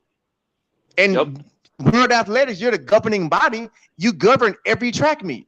So it just so happened that this one, now y'all want to bet. No, you can't do that. That's not fair. I'm all about fairness. That to me is not fair. I don't care. I don't give a damn what the tabloids say about what he did. I don't care what he's doing. Right now, he's innocent. So for you to do that to that man, I don't feel like was right. I don't feel like he deserved to be treated the way that he was treated based on the fact that he had multiple athletes there, multiple top athletes there. At some point in time, we have to separate the professionalism from the personalism. I understand that he's under investigation for things in track, but he ain't been, like he just been accused. I just have a problem with that. I don't know how y'all feel about it, but I do not have a problem with him being there. I have a problem with him being escorted out of there. And you want to know the sad part about it too? If we're gonna keep the young woman's name out of this, I don't want the young woman's name even being mentioned. The young woman was of age. So I'm not, and so once again, this is Great Britain, and I think it has everything to do with Adam Jamili. I think it has everything to do with the fact that Adam Jamili did not want to practice in the States. You know, this is just me, and Great Britain has been leading the charge to get him out of there, which is why Daryl Nita is no longer with him. You know what I'm saying? It's a whole bunch of stuff. Look, man, what a man does in his personal time, as long as he's not doing anything that's literally rule breaking, then why are y'all worried about it? Y'all run and the foul part about this is that Great Britain tried to get the United States to suspend it. The United States like, yo, wait a minute, hold up. You ain't got no jurisdiction over here. What are you talking about? So Great Britain once again, dog. Like, I don't know what is it with Great Britain. Maybe because they don't own America, and when they tried during 1776, I don't know what it is. But Great Britain has this damn axe to grind with the United States. I mean, it is crazy, and y'all need to chill, bro. Like, let the process play itself out, and until he's found guilty, allow the man to do his job. You know, he had half the women that's on the Chinese team. Those are his athletes that train in Jacksonville. Mm-hmm. He got 2 of the 3 medals in the men's 100. Mm-hmm. You know what I'm saying? Not to mention the litany of British athletes and other athletes that he has in his camp that he's done a miraculous job with. So until he's found guilty, let the man do his job. Exactly. That's all I'm trying to say is, like, until y'all have found this man guilty, leave him alone. I mean, we gonna pick, even Ray's take, I pick fun at him. Do that. But again, until he's found guilty, leave him alone. That's just my thing. When I found that out, I was like, bro, that's messed up. Like, it's messed up because of the amount of athletes he's had there. And again, if we're separating the two and we're just talking about just as a coach and what you've done and people you've coached, leave that man alone for now. We can crack our jokes all day long, but let that man be at the track meet like he normally is, whatever, call it what it is. But when y'all start treating him a certain way, and now I just Fraser, Colin, y'all look. Yeah, go ahead. Yeah. So I honestly don't know much about the situation, and it's not. This was the first time when I saw the news story kind of break out. This is kind of the first time I saw it. I don't get into that stuff too often, or I wasn't looking into it. So honestly, I'm pretty ignorant on what was going on. What I do know is what I can kind of compare things to. Like, I know in the NFL, if an athlete's under investigation for something, they can be suspended for games and put on the commissioner's exempt list. You know, that's what happened with Deshaun Watson. He was on the commissioner's exempt list. There was nothing charged with him. Shout out to Colin for always having the stats to make everything make sense. So it's like, all I know is in other sports, this is what we see happen. I also know whether you agree with the rule or you don't, if you are told not to be in an area and you are in the area, you are breaking the rule. It doesn't matter how stupid you think it is. They can still kick you off the premises. He knew he wasn't supposed to be there. He knew, but he was still there. So it doesn't matter if you disagree with the reasoning that you're supposed to be there. You're not supposed to be there. And so I'll give you that. Once again, like I said, I don't know what happened. Like, I'm just seeing comment. I haven't done research, so I'm ignorant to the situation. All I know is what I've seen. And He didn't have a credential, and Ray Yeah. knows this better than anybody else. You know how hard it is to get past the damn troopers to get Well, into hold that on, area. hold on, hold on. Unless you raise take, because I realized that a couple times now that I don't need no But credential. But keep going, keep going. Hugo, Well, no Hugo, people, you need a credential. You're right, you're right, you're right. but on the real talk, like the warm up facility is one of the hardest places to You're not access. getting in there. You're not getting in there at all, Mm-mm. at all. But the fact that he was able to get in, but like Colin said, and I 100% agree with Colin. And this is me who's had a relationship with this man since I was 19 years old. He knew he was wrong. So Colin is 100% correct in his assessment. So I agree with Colin. Yeah, the only input I have on that, I'm with Colin. I am ignorant into the whole situation. I don't get into that part of the sport or any sport for that matter, because in my thought process, the system is set up to work for the people who it's set up to work for. And so regardless of what was done or what wasn't done, it's going to come out the way the system wants it to come out. That's the American way, as they say. Mm-hmm. Is it fair? Probably not. Is it right? Probably not. But it's the system. So you have to figure out a way to operate within the system to benefit you the best way. So I do agree with Colin. Rules are rules. If it's a rule and you're somewhere you're not supposed to be, you got to serve the penalty for breaking the rule.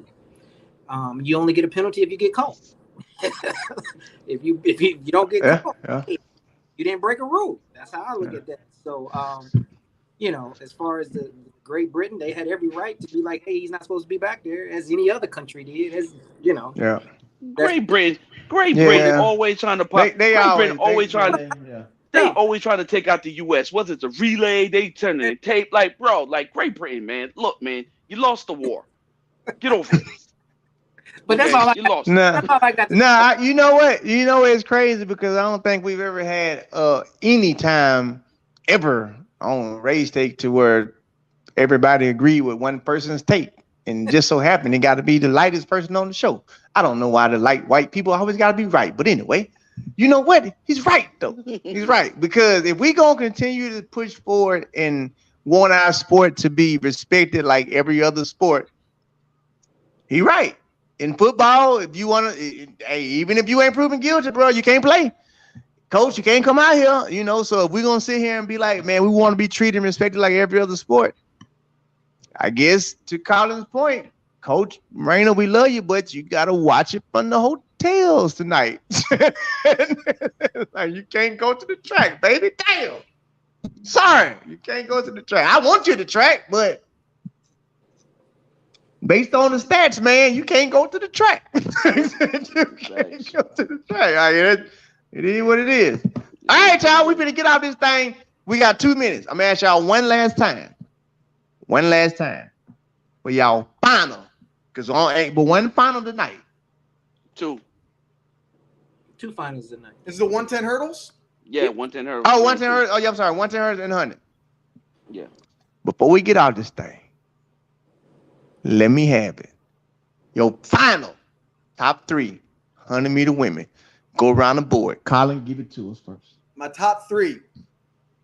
Shelly Ann Fraser-Price, 1. Man. Elaine Thompson-Herah, 2. Shericka Jackson, 3. It's going to be that 3. I'm confident in 1. 2 or 3 could flip-flop, but if I had to pick one and, stamp it down, that's what I would go with. Coach, who you got? I got Shelly. I got Shericka.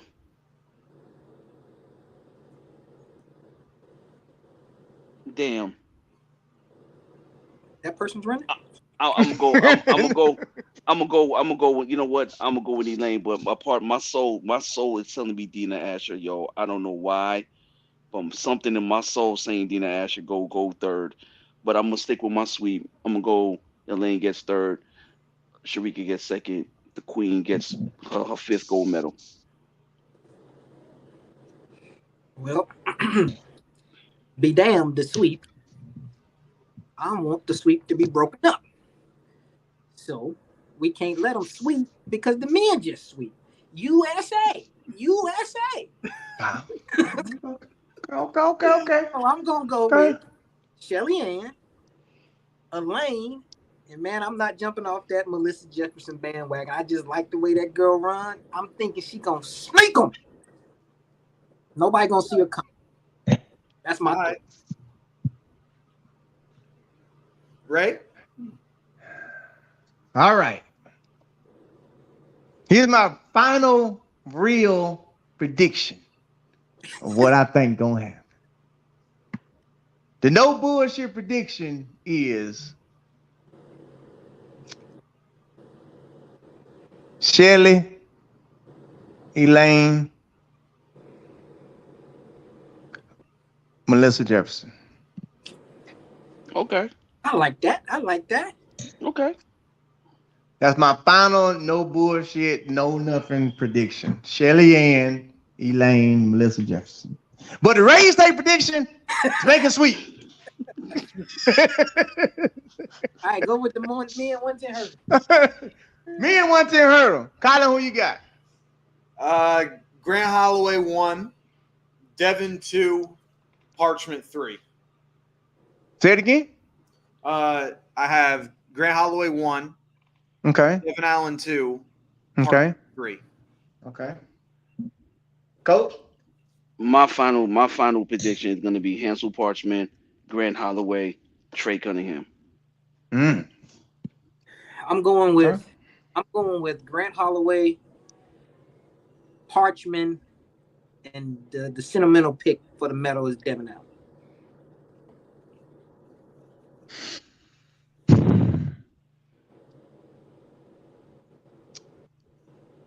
All right.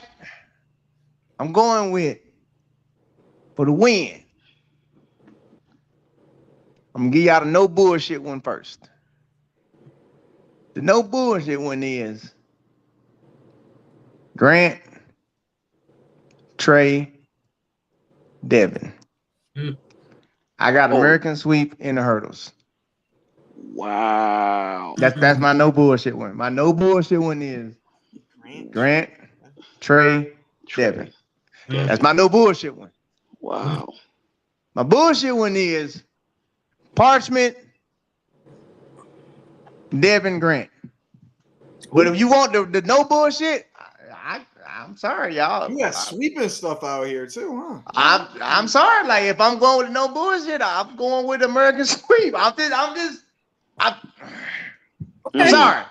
And actually, I'm going with American sweep with Grant winning it. I'm going with Grant, and then I'm going with Trey, and then I'm going with Devin. If I'm being Ray, if I'm being like my entertaining self, then that's not my pick. But Ray's pick, shit, Grant, Trey, Devin.